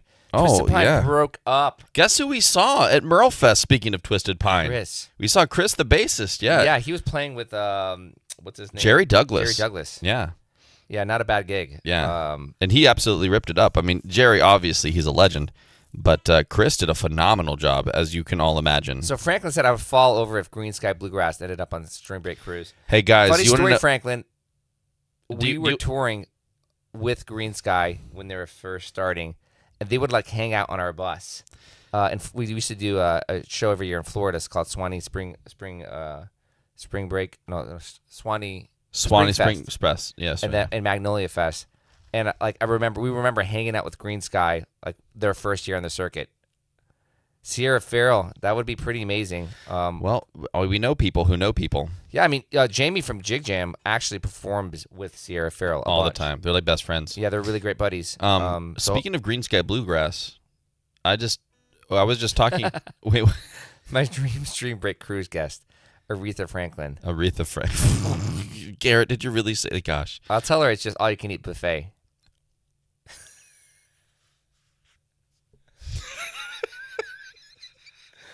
That was old Aretha. That's not the in new heaven. Aretha. That's oh gosh. They are. Hey, yeah. Damn Tall Buildings, great band. We keep in contact with them. Fun, wonderful people. We run into them every now and again. It's not as often as it should happen, but They're married. So the bassist and the guitar player, Sasha, and oh my gosh, my mind is blanking. Is his name Chris too? Probably that's why it's blanking. Yeah. But they're married. And then You know what? We love bands that have married. Yeah. They complete each other. Yeah, they complete each other's sandwiches. So But that's actually a question. yeah, Does that create more tension in the marriage? You've been in a band with your wife. I have. It's actually the best marriage counseling you can ever have, because you actually work. You just don't listen. You just don't listen. Yeah, you don't want what I want, and You just don't want to sing harmony. Yeah, my wife Emily can testify right now. Anytime that we would get in the studio together, and I would like lay down a million instruments and just like do this very intricate instrumentation of a song that we wrote, she would come and listen to it, and then just deadpan, I'd be like, isn't this so cool? She would look at me and she'd be like, I think it would sound better with just acoustic guitar and vocals. Yeah. And then I would just be like, so we had to work It's through all Max that. and Sasha. Yeah. Max and Sasha. Yes, Max and Sasha. Thank you, Robert. Don't let him know that I forgot his name. Let me get Alex's his thing up here so I don't just look at myself. His audio or just his picture? His picture. Alex, can you hear us? Oh, there he is. Hey. Alex, can you talk? Wait a minute. He's muted us. He's muted. No, it's muted on here so it doesn't come up on the TV. He is probably Sam. If you can just figure out Alex is back. Alex has joined the chat again. If he can talk, yeah, that'd be I'm awesome. working on it right now. Sam, cool. did you hear Sam? It's the voice of Sam. It's so soft, like soft like a dove, the coo of a dove. Guys, we are at 232 out of 500. We can make this diaper clean. We can clean this diaper up if we just try. If we clap and believe very, very hard, we can make this diaper clean. I am tired of dirty diapers. I need you to understand this. So Dan has let me see. This next song is actually amazing. So there's a bunch of like fun facts about Immigrant Roadshow and all this other stuff. I'm off track. Oh, Green Sky Bluegrass. Guys, okay, listen. I've got a fun story. You ready?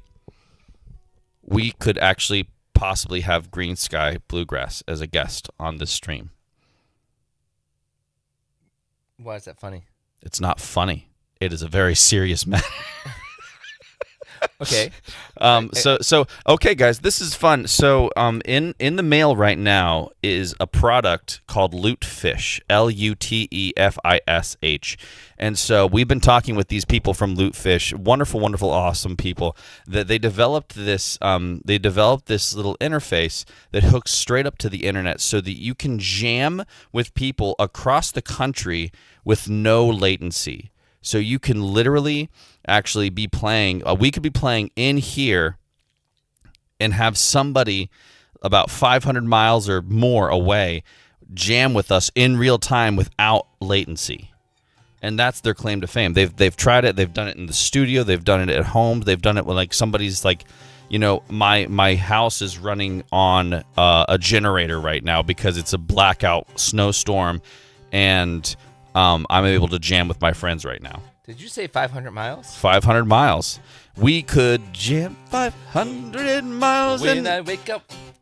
I know I'm gonna be the man who wakes up next to you. When I go Well, out. I know I'm gonna be the man who plays plays 500 miles away and have zero latency. When I link up, you know I'm gonna be the man. Anyway, so the one of the people who actually who reached out to Lootfish before we did was Green Sky Bluegrass, and so they actually utilize this interface to write songs with each other currently. Oh, that's cool. So the guy said he wants to hook us up with Green Sky somehow. So those things, the Lootfish interfaces, are actually going to be coming in the mail, right? Like so our friends over at Lootfish sent them over, so they'll be here this week or next week or something of that nature, and then we'll be able to utilize them for other guests on the show.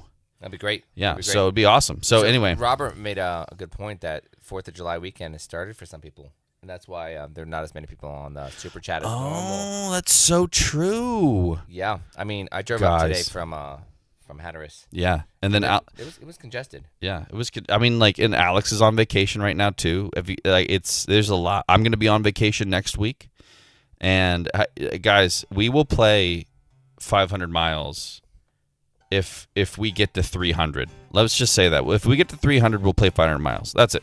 If we get to 500, we'll play 1,000 miles.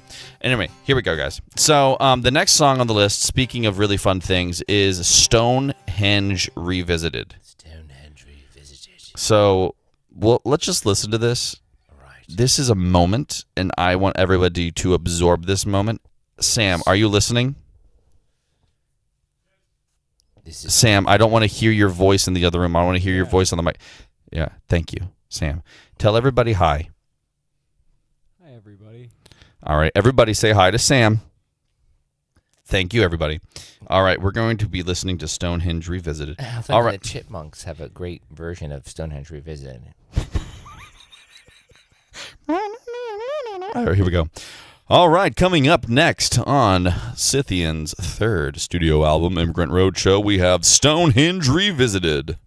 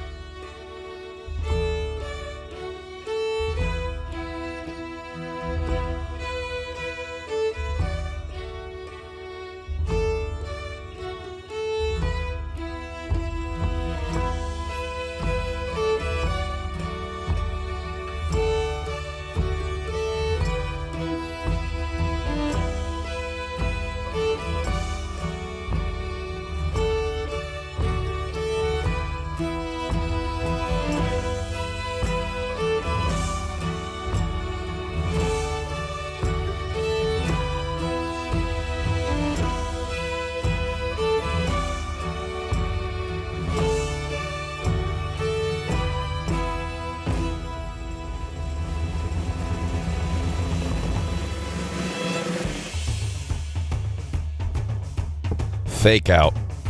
You're listening to two songs right now. You're currently listening to Cash Jigs by Scythian on W4A2A. The Scourge.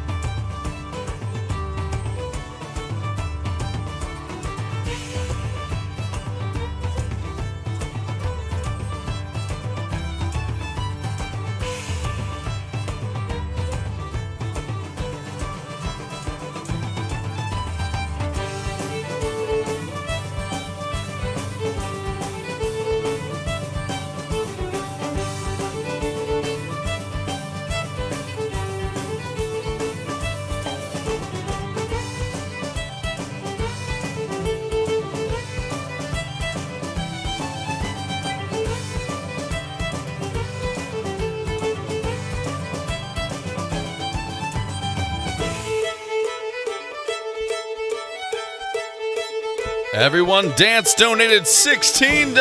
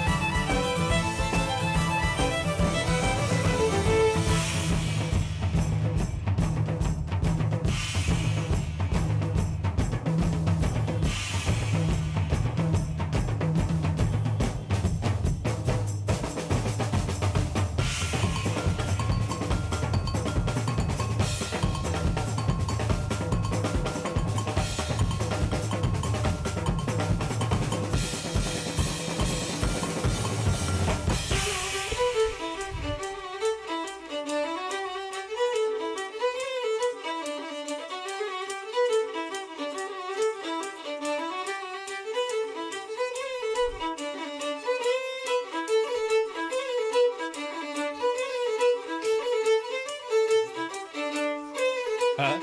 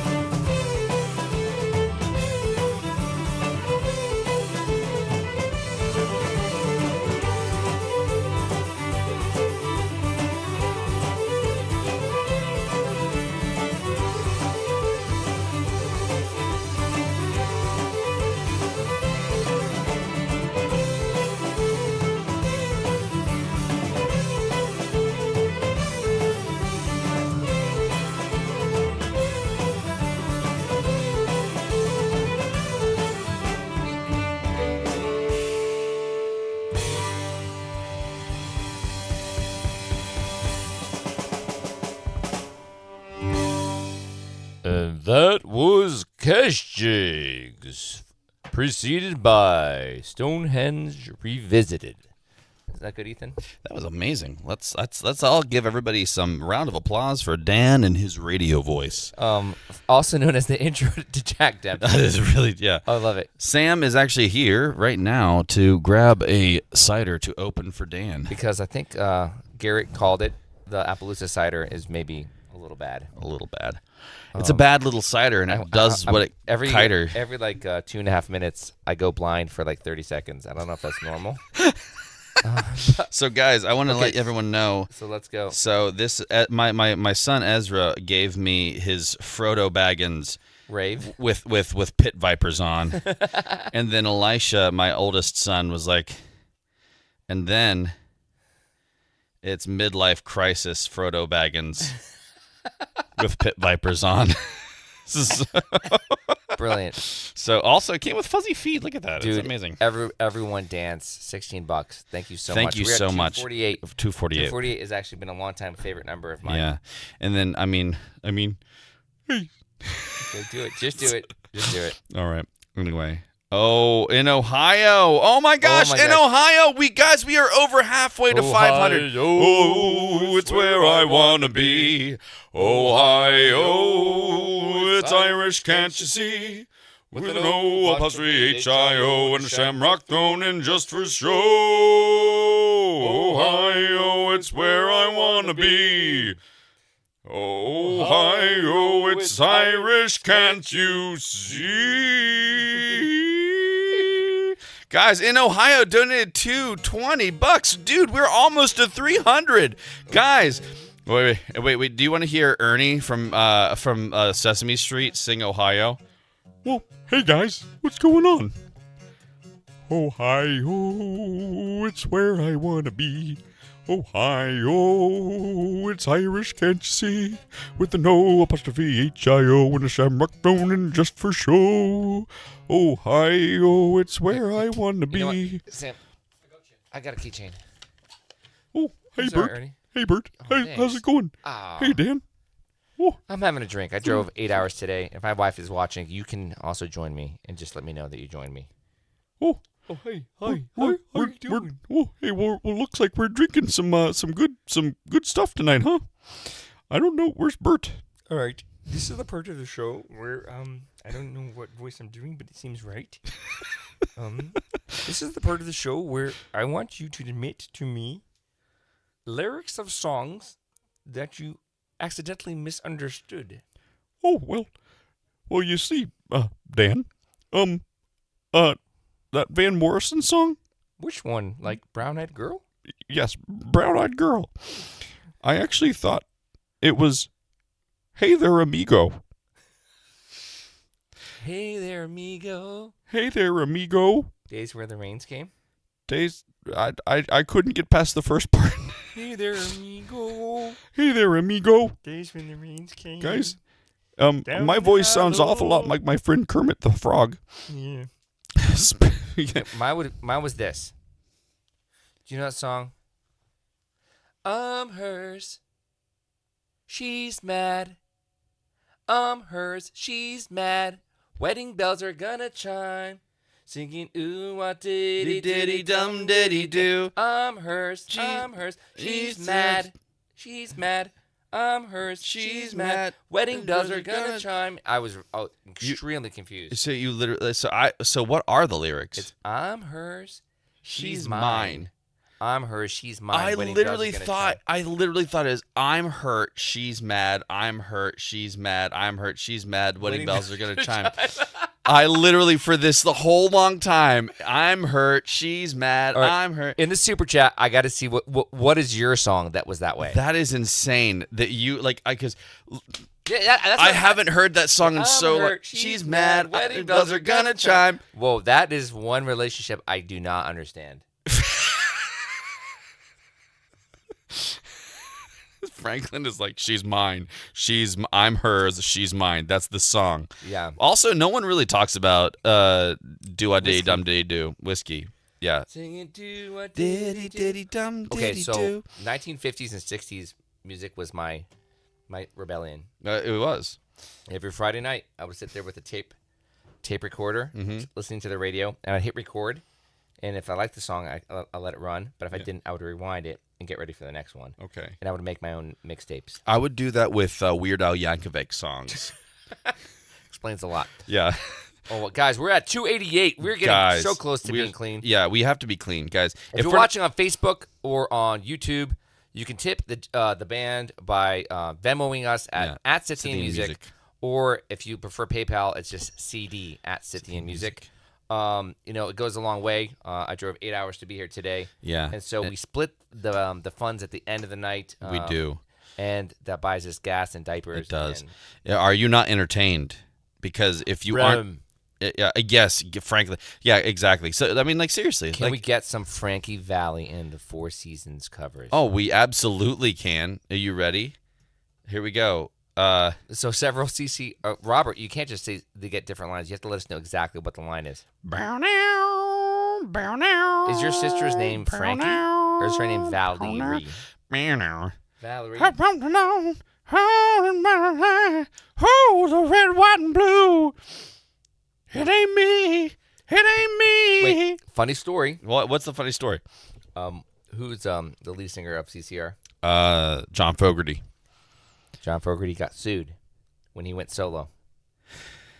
He got That's sued right. Yeah. because he sounded like CCR. He sounded too much like himself. Yep, and the record companies went after him and sued him. Oh my gosh. The record companies are crazy. They are.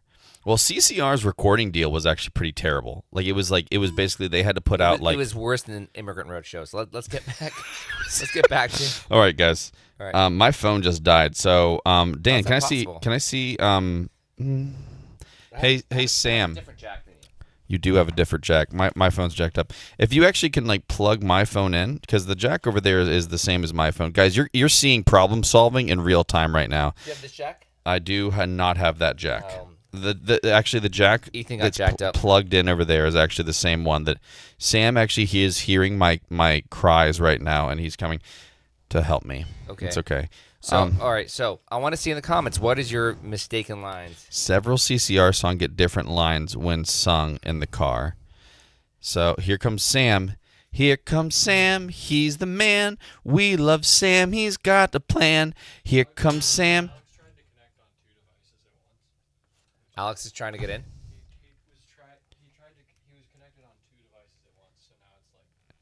What's Did you let gonna him know? work? Teamwork. What's gonna work? Teamwork. And in the meantime, my daughter Willow wanted me to showcase this wonderful rabbit of hers. This is Willow's rabbit. Say hi, Willow's rabbit. Hello, how you doing? I'm so happy to Hey, be wait. on the Does Kitchen Sam have, Livestream. does Sam have the images off of the album artwork for Immigrant Roadshow? I sent everything to Sam, but everything was just done in such haste that we were not able to.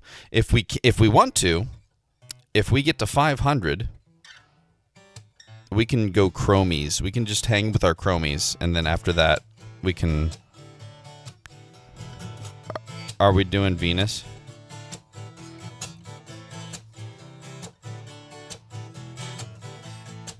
Or is this Oh Danny boy, the pipes are calling from Glen to Glen and down the mountainside. The summer's Gone. all the roses calling. 304 Aylin! Tis you, tis you. Must go, and I must bide at 304. Woo! Well, come you back back. when summer's in the Meadows, yeah! Woo! when the valleys hush and wild with snow. Tis I'll be here, sunshine on a shadow. Oh, yeah! Oh, Danny boy, Oh, Danny boy, I love you so. here we go. Danny was his name, Danny was his name, and drinking was his game, drinking was his game, to whiskey was a slave.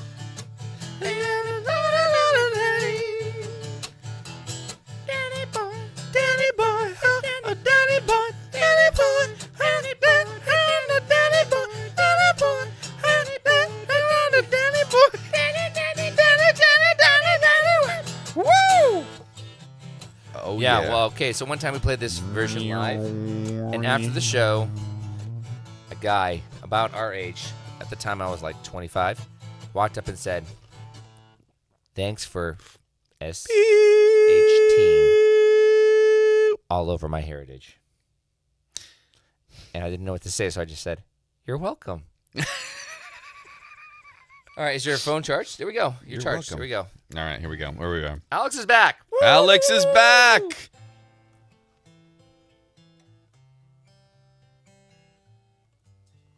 And we also have headphones now. Now, can we get him? Can we get him in the ears? This has been an exciting stream. Aylin's been like consistently donating $16. Is it your 16th birthday? Is it your 16th birthday, Aylin? Can please let us know. It changes the meaning of the song completely. Oh, I love that version of Danny Oh, Boy. by the way, can we talk about 1950s songs being really weird? 1950s. 16, you're beautiful, and you're mine. What? I mean, yeah, it's a little disturbing. Yeah, I don't understand what's happening back Just then. like it was like, is she 16? You know what I mean? She was that's- just 17. You know, what what I mean? Yeah, I don't really know. I don't know what John you Lennon. mean. I don't Yeah. really know what you That's mean. kind of weird. It's very interesting.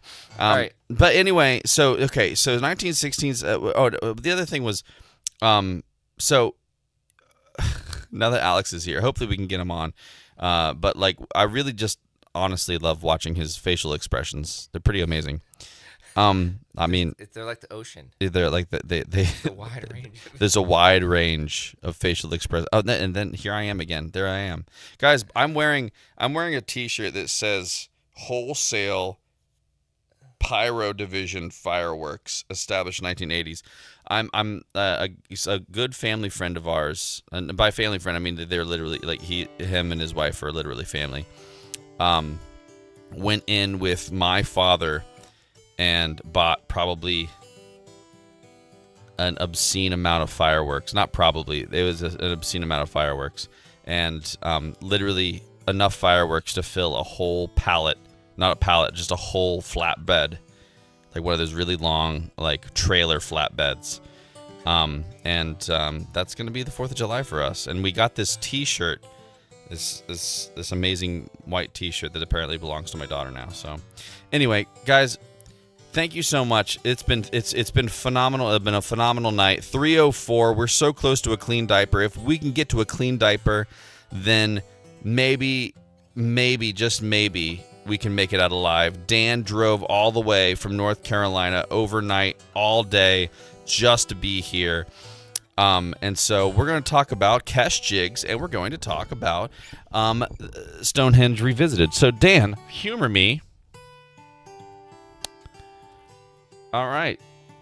Kesh jigs. Most of your fiddle tune sets have original names. Well, so Stonehenge Revisited. Please explain this song. That's literally all I said. Please explain this song. Okay. We literally stole that from Spinal Tap. Do you remember the scene in Spinal Tap when they are going big and they're all in the space pods? Yeah. They get stuck or something like that, like they're elves or something. Yeah. And the 9-inch tall Stonehenge statue gets lowered from the. And actually, I don't know if that was actually in Spinal Tap, but we wrote it in homage to that moment. We wrote it going into our first Irish festival, and Alex was like, "It's going to be huge. It's going to be epic." And we're trying to explain to our drummer. We wrote it separate from our drummer, Mike Winnell. It wasn't Animal at the time. And we're like, okay, so I'm gonna come in on the intro, then Dan comes in, and then you come in on the toms. It's gonna be like cannons fired. It's gonna be so huge, so epic. And he's like, guys, I really gotta smoke. We're like, are you listening? We're about to go live. We hadn't rehearsed it. We were just telling him how to do it before we took the stage. You know, we were all about taking risks back then. Yeah. He's like, I got it, guys. I got it. And like, it's going to be huge, right? So you're going to do the floor toms. And he's like smoking. He's lighting up. He's like, our set's in 10 minutes, guys. I need this cigarette. I got it. So we get on stage, and it's like our first shot at the main stage at a festival. And we're like, we're going to crush them. We're going to blow them away. You know, this is our chance, our time to shine. So Alex does his like soulful intro. Then I come in on the guitar. And then all of a sudden behind us, we hear, instead of the floor toms, they're going, brum, we hear on the bongos, little sticks on the bongos. And we're like, ah! Oh my gosh. It was like the most anticlimactic. It was like we were so ashamed on stage. It was supposed to be like this massive intro. So it was basically the equivalent of a 9-foot tall Stonehenge being lowered behind you, turned into 9 inches tall. So that's why we named that song Stonehenge Revisited. Yep. Yeah. Oh my gosh. And then it was a perfect lead in to Kesh Jigs, which is just a traditional set. But come on, who can sit still when they hear a jig? Yeah. And you know, it's just a song that it's you know kind of partly because I was self-taught. Yeah. I didn't know the jig pattern of down, up, down, down, up, down, down, up, down, Yeah. down, up, down, down, up, down, down. This is the jig pattern, the strumming pattern.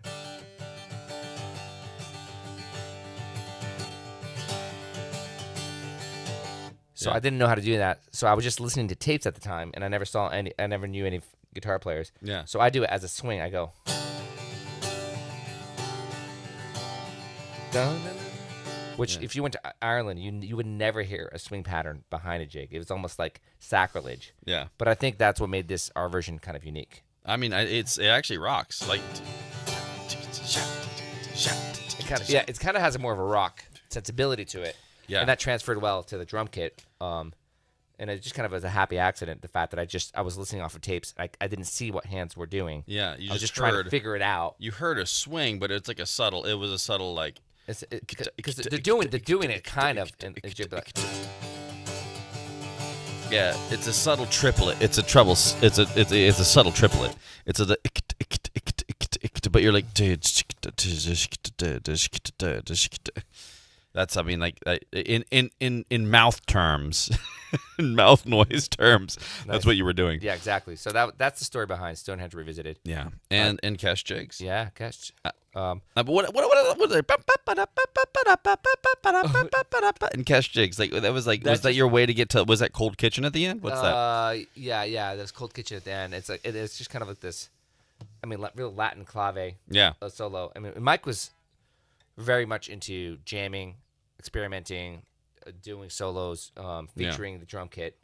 You know, at that point, we went from being a traditional setup, we were 4 across.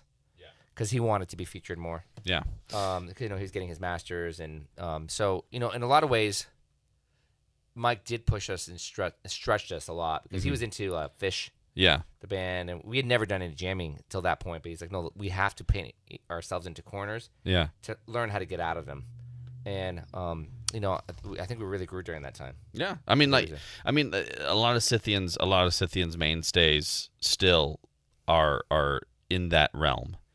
And I mean, I think like painting yourself into what were you? I'm just reading the commentary. I haven't been reading the comments. Every breath you take is definitely pretty creepy. I think you would get a warrant now. Fireworks. I think "Don't Stand So Close to Me" by Sting is also. Don't stand. My wife cut my credit card. Franklin. Every breath you take. Yeah, that's definitely weird. The story. Oh, you're grounded, Garrett. Garrett is grounded. Ever since his wife saw the picture I took in the bedroom with the short sheeting. When is Scythian going to incorporate more jazz scatting? I'm a scat man. Yeah, I used to do that. I used to scat a little bit in the beginning, and then I stopped, which is why we're successful.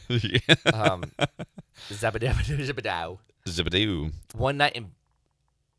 That's what the words are. Yabba-dabba-doo. One night in Bangkok, and the road's your toy store. I thought it was toy store. It's oyster. Wait, really? One night in Bangkok, and the world's your toy store? One night in Bangkok, and the world's your toy store. What? Who is that? You don't know that song from the 80s? No. What is that? Oh, dude. Our next run, we're going through the 80s, man. Guys. Dude, that's such a great song. Also, Tarzan Boy. Whoa. I was showing my wife that song today. All these one-hit wonders by a band called Baltimore. Oh, yeah. Yeah. Yeah. All right, guys. Maybe we should do an album of just one-hit wonders. What do you think? That's a very good idea. Guys, we are a 304 out of 500. This diaper. How about Scythian misheard lyrics? Guantanamo Bay. Guantanamo Bay. Left to the right, Guantanamo Bay. Left to the right, Guantanamo Bay. It's Guantanamo Hay. It's Guantanamo Hay. Yeah. Let me see. Okay, guys. So listen. Next week. Here's the deal. So this week, it is 10:17. We started an hour late. We are not going to be going to 11. We're not. We can't. We can't. We can't be doing that to ourselves, our wives. Dan literally drove without sleeping for 9 hours to get here, and actually, I did sleep for like 2 of those hours while I was driving. That's this is the ghost of Dan next to me, everybody. Guys, as much as I would want to keep on doing this, try to get Alex on, all the stuff that's going on, I've got to say thank you all so much for tuning in. Thank you so much for your generous donations. It was amazing. This is such a fun time. I actually like sitting here and just like talking and actually asking questions about the albums, talking to you all about the albums, talking to everybody and getting everybody involved. Next week I will not be here. So now you tell me. So yeah, no, I'm telling you. Next week I won't be here, but maybe I will join via. If you guys stay up till 2 a.m., I'll donate $10. What? No, Aylin! we are so close to a clean diaper. No! No! Guys, another... I can't believe it. Aylin, you are a rock star. What You're is a rock going on? star. Yes, you know I'm gonna be clean. Not yet, Dan. $96. We've got another 100. Somebody's got a very generous rock star, Aylin. Thank Better you than so coffee, much. Better than coffee. Better than coffee, Aylin. Seriously, like if it like here's the deal. Since the kitchen window started, the kitchen window show started, it's actually been mainly clean. Donated 96. What? Oh my gosh, guys, we got to do it. Okay, we're doing this. All right. Oh my God. All right, bring up the Get to lyrics, Chrome. Ethan. Garrett just said get to Chrome. Okay, guys. Okay, Facebook, YouTube. Everybody, if we somehow get to Chrome, I don't know how we're going to do it. Just call your rich friends. Tell them donate to this cause. They can write it off on their taxes. I don't care. It just has to happen. Because Dan drove 9 hours, and by goodness, I am not going to let Dan come in here red-eyed and tired. Yeah. Without leaving with a consolation prize. Aylin and everybody else got us to 500. We're gonna sing Let's a keep song. going. We're going to sing a song, and we're going to do this. We're going to do this right. Sam, I need you to say hey, everybody, one more time. Yeah. Guys, this is amazing. I am stoked beyond my mind right now. That was super generous. That was super generous, clean, 16, and 16, now to Aylin, do 90, thank you 16. so much. Man.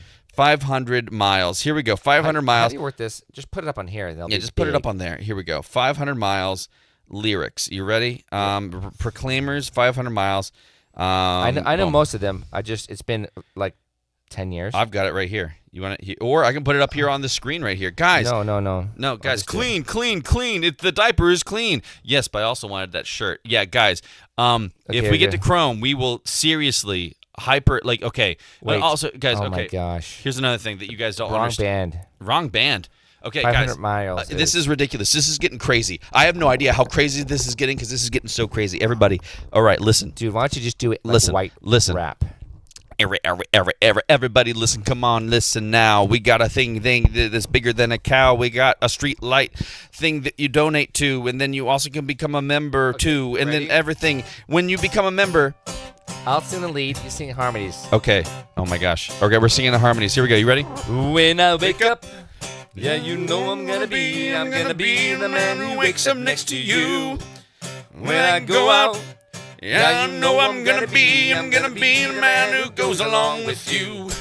When I get drunk, well, I know I'm gonna be the man who gets drunk next to you.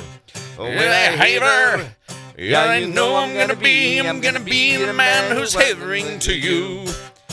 Oh, well, I will walk 500 miles and I will walk 500 more just to be the man who walks 1,000 miles to fall down at your when I'm working. Yes, I know I'm gonna be the man who's working hard for you. When the money comes in for the work I'll do, I'll pass almost every penny on to you.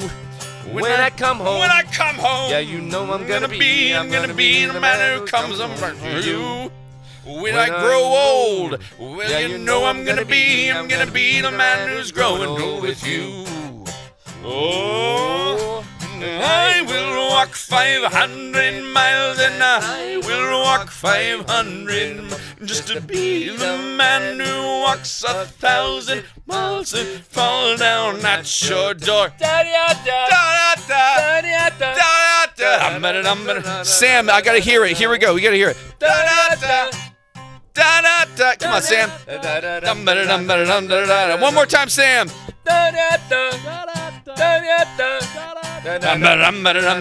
That was Sam, everybody. Give him a hand.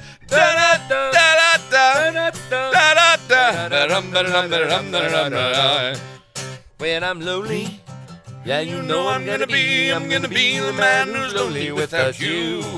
And when I'm dreaming, well, you know I'm gonna be the man the time when I'm with you. When I come home, when I go yeah, out, you know I'm gonna be the man who goes along with you. And when I come home, yes, you know I'm gonna be the man who's coming home to you. Just to be the man who's coming home. Coming chrome. Coming chrome To you.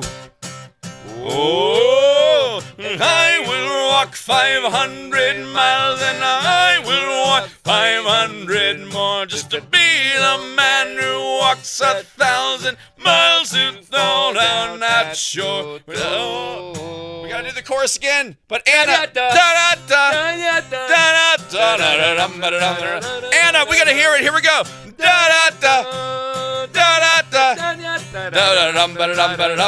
Come on. Shut a vodka. Shut a vodka. Shut a vodka.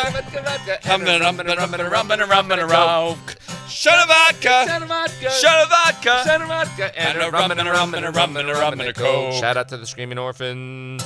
Wow, we've never done that before. Never. And you sang the part I used to sing. We used to do this in the early days of the band. Yeah. Anna, I did not hear any da-da-dum or ba-dop-dubs. Anna, can I hear a ba-dop-dub right now? Anna. I was a little bit shy, but That was the perfect ba-dop-dub. Everybody, give a hand for Anna. Give a hand to Aylin and everybody else who got us to a clean diaper. You know, we'll be coming chrome to you. I like that. That's really good. Guys, thank you so much. And everybody else who donated, thank you for getting us to a clean diaper. The question, what does this remind you of? It does remind me of something. Star Wars. Is that Star Wars? Oh my gosh, that's like there is like a transitional piece between scenes. Like when Luke Skywalker kissed his sister. That was kind of weird. That's a little. That was disturbing. If he actually did the math, I remember being a little kid, and Yeah. later, I saw it when I was like 5, but then when I was like 10 or 11, I did the math. It was pretty disturbing. That was when you're 10 or Yeah. I am disturbed every time I have to do math. Garrett, my wife, didn't cut my credit card. Emily, yeah, Garrett. All right. Guys, honestly, thank you so much. As much as we would have loved to make chrome today, $500, a clean diaper is far better than a dirty diaper. Hey, we had half the people watching, Yeah, and we still made halfway chrome. it's true. Guys, the fact that we make chrome every week. Every week, is yeah. incredible. Yeah. Because we know it's mostly the super chatters. When we go to Venmo, Mm-hmm. the people watching on Facebook and YouTube, we're expecting like at least some Venmo or PayPal tips. Yeah. I think last week we had $12 Yeah. in Venmo. It's mostly you guys who are already super chatters and giving monthly. You guys are the ones that are donating and helping us to get to Chrome. Yeah. And so the fact that you guys are tuning in every week and you're still on the chat, even though we started 15 minutes late tonight, you guys are just the best. So thank you so much. It makes our week so much more fun. Yeah, and it's nice to actually be able to hang out. And the thing I actually like about this talkback series that we're doing about Immigrant Roadshow is it's stuff that I get to ask you guys that I've always thought about and that you as the audience have always thought about, but we actually get to hear like the history of like the process and everything that you all were going through. And you feel safe because people are watching you ask me the questions. Yeah, so absolutely. I can't hit you. You can't hit me. Yeah. No, Mr. Gower, Mr. Gower, there's poison. No, there's poison.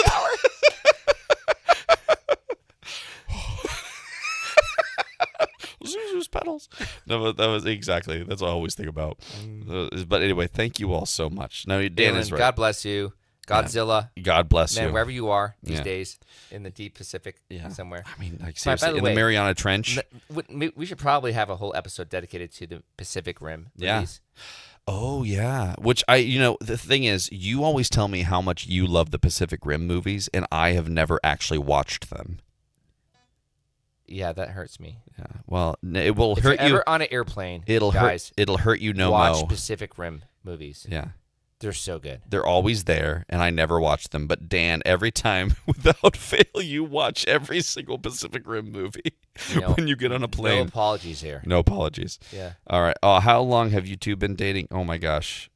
Emily and Ethan. the Emily, bases. my wife. Dan made a suggestion, and I'm saying this live on air because I'm feeling he can't hit me.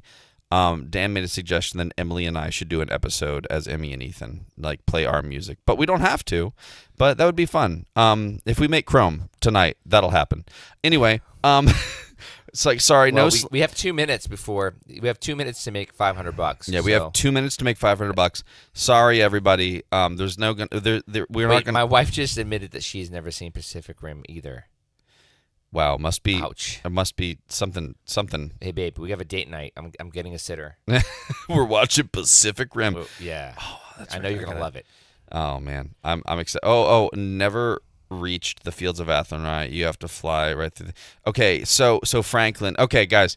So even though next week I'm not gonna be in the studio, I'm gonna be joining here, and I'm gonna have the same exact questions. I'm gonna be grilling and drilling Alex and Dan. Well, my name is Dan. Dan. Well, I'm trying to think. Alex and No, Alex is not going to be in studio. So Alex might be joining us via trying online, but Dan, you'll be here, and Animal will be here.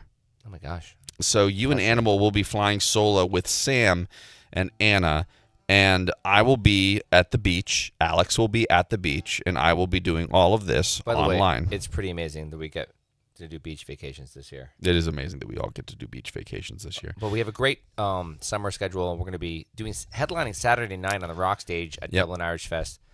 The night before that, we're going to be headlining Iowa Irish Fest. Yeah. Then we're going to be at La Crosse Irish Fest, headlining there. We're Absolutely. going to be headlining at Milwaukee Irish Fest with Ali the Piper on the Rock Stage. And we're going to be at North Buffalo Irish Festival, not In Buffalo, August. not Buffalo Irish Festival. Yeah, North Buffalo Irish Fest. And North Buffalo. then we're going to be at KC Irish Fest. We're headlining there too.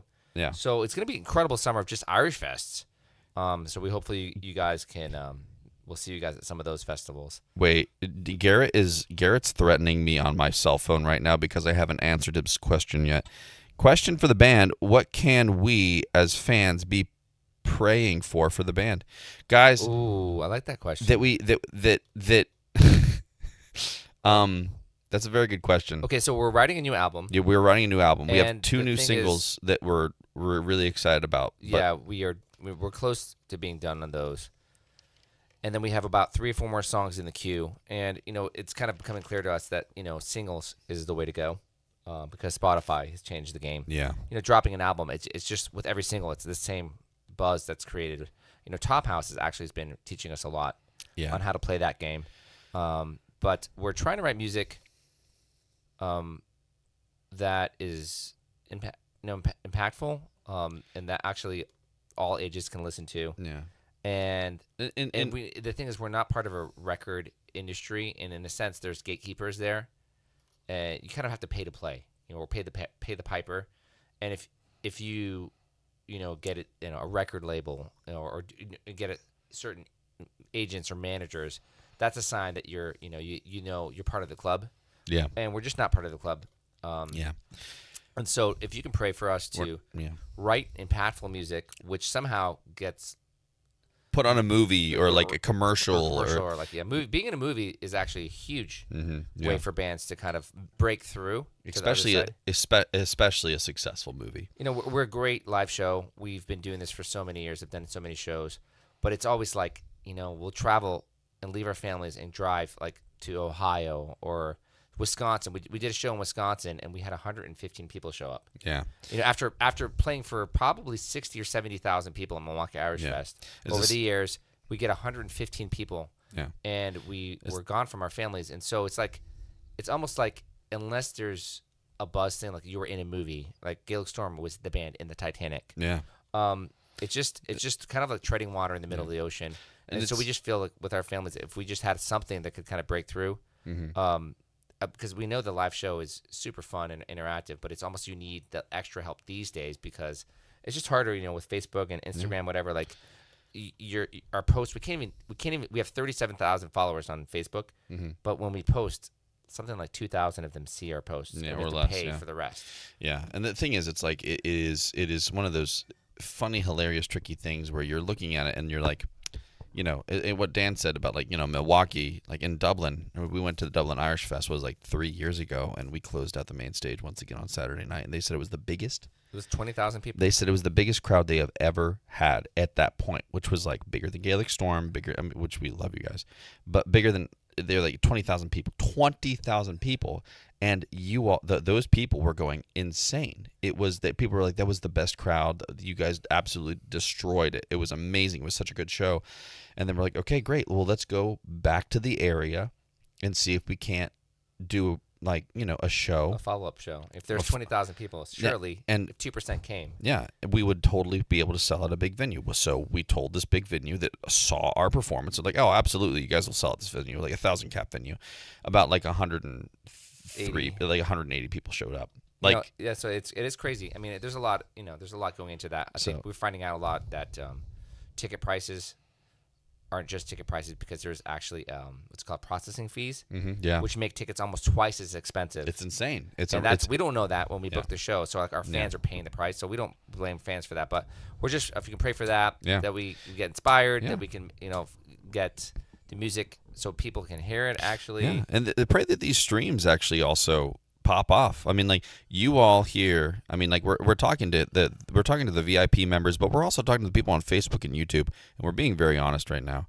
Is music and being a musician, all this is really it's an industrious profession. It's something that you have to work really hard at and engage people in, and you're up against a lot of competition. You're up against record labels and even small record labels and production teams and people who have millions upon millions of dollars to throw at these bands and like put them at the forefront of everybody's feeds and put them at the forefront of everybody's consciousness. And we're up against people like that, an independent band who doesn't want to give 90% of their income to other to a big record label who doesn't really care about them. Yeah, I mean, I think that's why we have you guys as fans is, we want to be more authentic. We want to play what we want to play. Absolutely. And we don't want to be, taking orders from people that know how to make max profit. Absolutely. So, in a sense, it's kind of weird to be doing these weekly streams and be like, hey, please, could you give us money? But it is a reality, especially when you have 7 kids. Yeah. Like my diaper bill with 3 is, 2 are in diapers. Yeah. I can't believe how expensive diapers are. But when you have, 3 or 4 that are in diapers, it's kind of a crazy reality as a musician. And we've had a lot of friends that had to cycle out. They had to get tech jobs or whatever because you just can't make it as a musician. So it's kind of the weird realities of like there's a pressure of having to make money and having to go out on the road, but then there's this desire of just staying at home. And we don't want to sacrifice what we have here because we think this is super special. We don't want to be famous. We just want to be able to provide for our families. We want to be like everybody that's in these streams or all of our friends and fans. That's one thing that we have in common. It's just it's about just when you get off stage, you feel like you can have a beer with anybody and just hang out. It's not like, oh, you guys are so famous or you guys are like Bono. Yeah, it's like it's opposite of American Idol, which is like, and that's a max profit model. Is like if someone is an idol and is untouchable, then they kind of become obsessed with you. Yeah. And that's how you make max profit. Yeah. And I feel like the whole folk music, Irish festivals, all that has a way of kind of diminishing that. And that's what we love. And that's why we've been doing this for so many years. And we're all family men. When we love families, we love all like we love the whole gamut of that. We're not just trying to reach one singular audience. We're trying to reach everybody because, we have a feeling that our music just doesn't just reach the one individual. It reaches, young and old, everybody in between. Yeah. And so, I think definitely praying for inspiration because we want this next album to be something that's like is a head turner. And we're having a ton of fun so far writing the album. But also, we know that when you are family men, you grow. And this next album, I think, is going to be better than any album before because our wives have made us better men. Our kids are making us sacrifice and love better. And I think when you start doing that and living in that zone of like sleep deprivation / your heart is no longer yours, you're just going to write things that are deeper and or more true and good and beautiful. And I think that's going to that changes the world. Yeah. And that's something that like, that's something that is very rare to come across. Thanks, Alan. Yeah, thank you, Alan. That's I mean, and all the people on Facebook also, like Jennifer Opalecki and Anna, and everybody who's like lobbing such wonderful compliments. I mean, we are definitely big on prayer. Like, I Yeah. believe in the power of prayer. Yeah. I've seen it many times in my life. Absolutely. Especially how, like, for us, like, weird opportunities, like something just went bad. Oh, my pack just died. Like things like getting asked to play for the president out of the blue, Yeah. or go to play for the Pope in Sydney, Australia, out of the blue. That's all I feel was the direct result of asking God, please bless us. Yeah. Because it is, we've had people tell us, like, you have no business being where you are. There's too many gates that you made it through. We don't know how. Someone in the industry told us there's all these gates set up specifically to keep people like you out. So we don't know how you made it this far. Yeah. I think that was God, and I think people are praying for us. And so thanks so much, Garrett, for asking to pray. Absolutely. And Garrett, thanks for saying, wow, you were supposed to end the stream, and then I asked a question, and now the stream is keep on going. I see Robert's comment. I've been Yeah. listening to you guys a lot longer than Top House, but I get more Top House in the feeds. Yeah. I think it's hats off. Top House is doing a fantastic job. Yeah. With the social media, and we're getting some help. We're getting better at that. I really don't Absolutely. like social media that much. Mhm. So Yeah, our friends over at 3 Division, so Lex, who put the stream all together, and Abby, who does the social media for 3 Division, who also does our social media. Abby does great. Kayla does great. She does a lot of the promotions and stuff, and does all the Instagram, Facebook, and Abby does a lot of the TikTok and also Facebook and Instagram. So we've got a team now that's actually working on making that a lot more relevant, a lot more big. So basically, to say thank you so much to everybody on.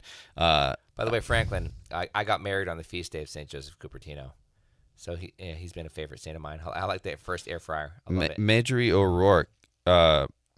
Marjorie O'Rourke says, being super famous has its downsides. I work for somebody who is famous, and I respect his privacy as privacy is. And I respect his privacy as privacy is hard to get when you are super famous.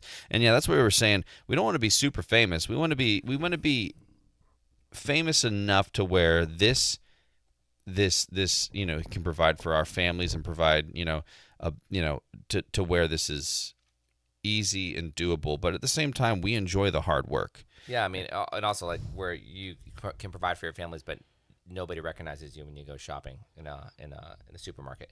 Yeah, you don't want to have to be hiding behind the orange juice aisle. Yeah. When somebody comes up, just like, oh my gosh, that is definitely pretty awful. Jennifer Opalecki says, and we love you guys too. I find comfort in the way you do things and wouldn't have it any other way. Well, half of the things in TGI tchotchkes were crocheted by you, Yeah, Jennifer. exactly. Yeah, behind us, there's everything. You and the family in my mind and always will be. It's not much, but whatever I can do to help, you can always count on And me. that's what I want to say. You people that are here is like preaching to the choir. Yeah. The fact that we made Halfway Chrome, like you guys are so far above and beyond, and the fact that you show up and you're actually in the super chats, you're monthly contributors, and I've had people write and say I can't be a monthly contributor, but I wait till I get my paycheck and then I'll send money your way. Yeah. These are incredible little just the widow's mite type of thing. Like, people are way generous, and generosity can't be quantified.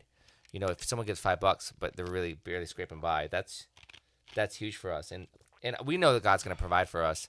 And we do go out on the road, and we make a living on the road. But this is kind of cool for us to see. Okay, maybe God will bless this. Yeah. To a way where it grows into this big, massive community. Yeah. And when we started out at Fado Irish Pub, it became the hottest thing to do in DC. We'd have regularly between 400 and 600 people on a Thursday night come out to see us. When we started, it was literally like 10 to 20 people for a long time. And then eventually the word got out. And that's what we feel is going on here with these live streams. With these live it's streams. It's a slow start, but God is rewards those who are faithful, show up. It's true. Even though they get stuck in traffic for over an hour. For over an hour and a half. Sam. Yeah, Sam. And Anna, we were looking at your not Anna as in the Anna that's Sam sitting right next to you right now, but Anna, the one on Facebook right now. Yes, Georgia. We do want to make it to Georgia. We've talked about it for years. The band actually used to tour and go to Georgia all the time, and I know that's where you are. And she said she'd bring a Jeep full of crazies to our show. So, and I've talked. What helps most is if you can have someone that can bring us down. Yeah. You know, to do a venue it's the same thing as like we drive all the way to Milwaukee and play for 100 people. Well, that doesn't even cover fuel costs, No. let alone Yeah. you know what we for hotels and food. So, and if you want us to come to Georgia, find someone who runs a festival or a city concert series, Yeah. something like that. Then we know we're more likely to come down. We've also had people. Shout out to people like the people at Sunrise Theater who actually sponsor us to come in to a venue, True. and then the venue is like, oh my gosh, then we can promote and we can make sure like, hey, at least this is sponsored, and that means we get something to make sure that we have fuel cost and pay each other, et cetera, and go through. So Anna, if you know people who would also be willing to sponsor us to come into a venue or something, and then you can have your crazies come, we'd love to be there. We'd love to build Georgia. Georgia's a really fun place. I've played there a lot. I know the guys have played there a lot. You know, that's what's interesting thing is like, you know, we put on Appaloosa for 10 years, and I was talking with a fundraiser, and I was like, I was in charge of getting all the sponsorships for Appaloosa for a decade, and it was a lot of stress for me.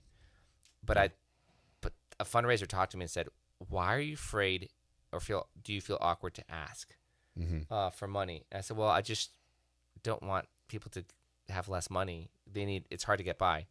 And said, well, for some of us that are really blessed with money, it's when you're on stage and people applaud your songs, that's your way of knowing that you did a great job. Mm-hmm. Yeah. But for people that aren't gifted in music, but are actually very gifted in money, and money making, being asked for money is a way of validating that they're really good at what they do. Yeah. And so Wow. when he said that actually helped me kind of do the bold ask for Appaloosa.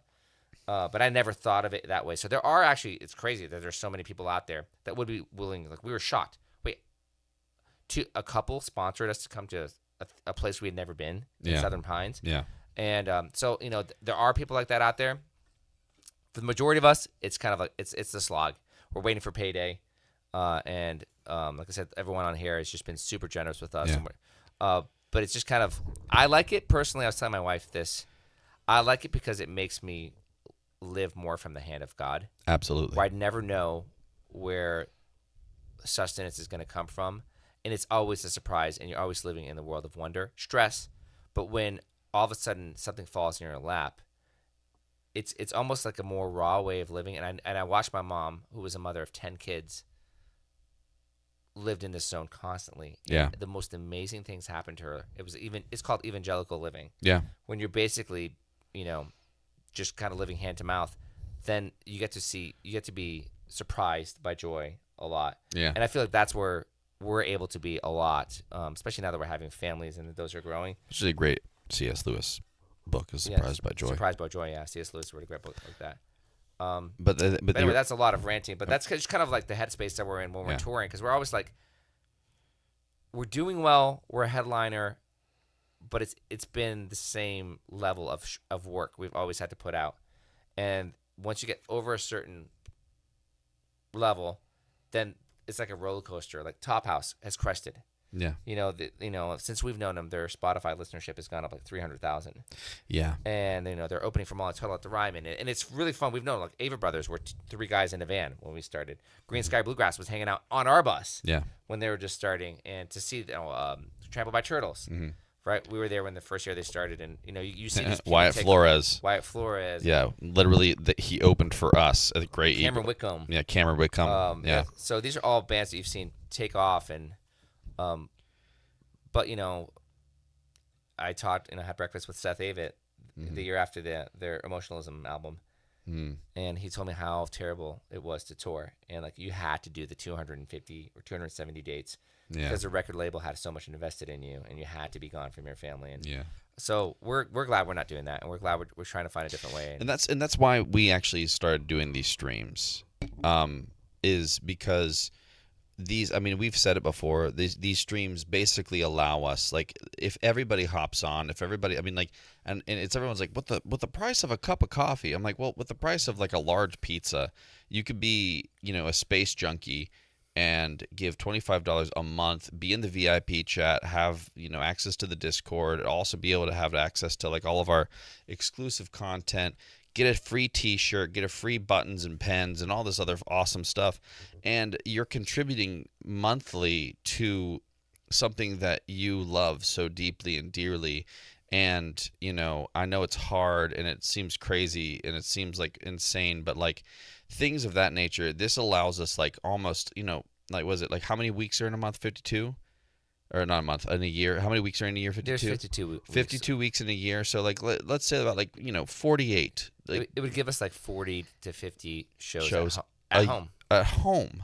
which is great. So we're going to be back with our families tonight. So we want to thank you. Yeah. And it's 10:50, so we should probably wrap this up. Because Yeah. You're the very thing you said you didn't want to do, you're doing. I'm doing right now. So, but the questions and the everything that you have all have been, you know, you've been so encouraging, and you all have actually been, you know, I know a lot of people want, you know, honesty and relatability and all of this, and you all have been super honest. I mean, we've been very honest in this last couple of minutes, and you all have been so encouraging and loving and generous with your time, your money, and everything. To be honest, it's still playing. Never feels like work. Never. It's just so much fun. We feel like we're like, you know, kids making forts in the woods. Yeah, It's just everything, managing in between, getting to venues, Yeah. broken down buses and stuff like that. That's hard. Being away from family is hard, but it's so funny. It doesn't feel like work after all these years. So It's so true. yeah, thanks for helping us do what we love and what I think we were made to do. Yeah, absolutely. Emily O'Leary, you just made it, and we're signing off right now. Oh my gosh, Emily. We were just pouring out our hearts now, Emily, and then you just made it. But hey, Keep the faith and may the road rise up to meet you. Absolutely, everybody. We can't wait to see you all next Thursday. We want to hear about your 4th of July excitements. I want to see everyone have all their digits and their eyes Yeah. after this 4th of July. Yeah, And you so- too, especially you. Yeah, no, I've got so much. So I'll take video. No we'll burn, have no burn, no victim. burns. Yeah, I'm not. We actually have detonators and everything for all the fireworks that we're doing this 4th of July. So happy 250th anniversary of America, everybody. Oh, keep the change, you filthy animal. Garrett donated $1. Garrett, thanks for shutting me up. All right. So sorry, we're not going to be hanging out with the Chromies. We got to get home to our families. So by the time I get home, it's going to be 10. It's going to be like 11 or 12 o'clock. So, all right, guys, thank you all so much. Thank you so much for everybody. Yeah, thanks, Garrett is definitely the instigator. Yeah, you are such an instigator, Garrett. Man, guys, if you want Ethan If you, to shut off Garrett's power from the outside of the Yeah. house tonight I on his way home, he just swing by. He has keys to Garrett's have house. keys to Garrett's house. All we need you to is to donate $499. $499, We and make I will shut off the power grid to Garrett's house tonight. He'll be wondering, because of this heat wave, why his house just got so scaldingly hot. Oh my gosh. And he won't be able to sleep. Until we meet again, may the Lord hold you in the palm of his hands. Oh, well, Let's end it on that note, guys. all right. All right. Hats off thanks for to hanging you. with us. Sorry, Alex had a technical problem. Sorry, we got caught in traffic. Yeah. And thank you to Spelunkers. Yeah, thank you. Big thank you to Spelunkers. I don't know if the logo has been flashing on the screen, I but hope so. but Spelunkers, thank you so much. You provided so much food for our our Stream. ourselves, our streams, our crew, and we couldn't have been doing it without you. So, literally the best burgers in the world. You probably have the same power grid. Yeah, Ethan is on the same power grid, but he's willing to fall on that I'm willing to sword. fall on that sword as long as we make chrome. I will fall on that sword and make sure Sorry, Garrett kids. has a miserable night. No AC. All right, guys. All right. We love you. Love you all.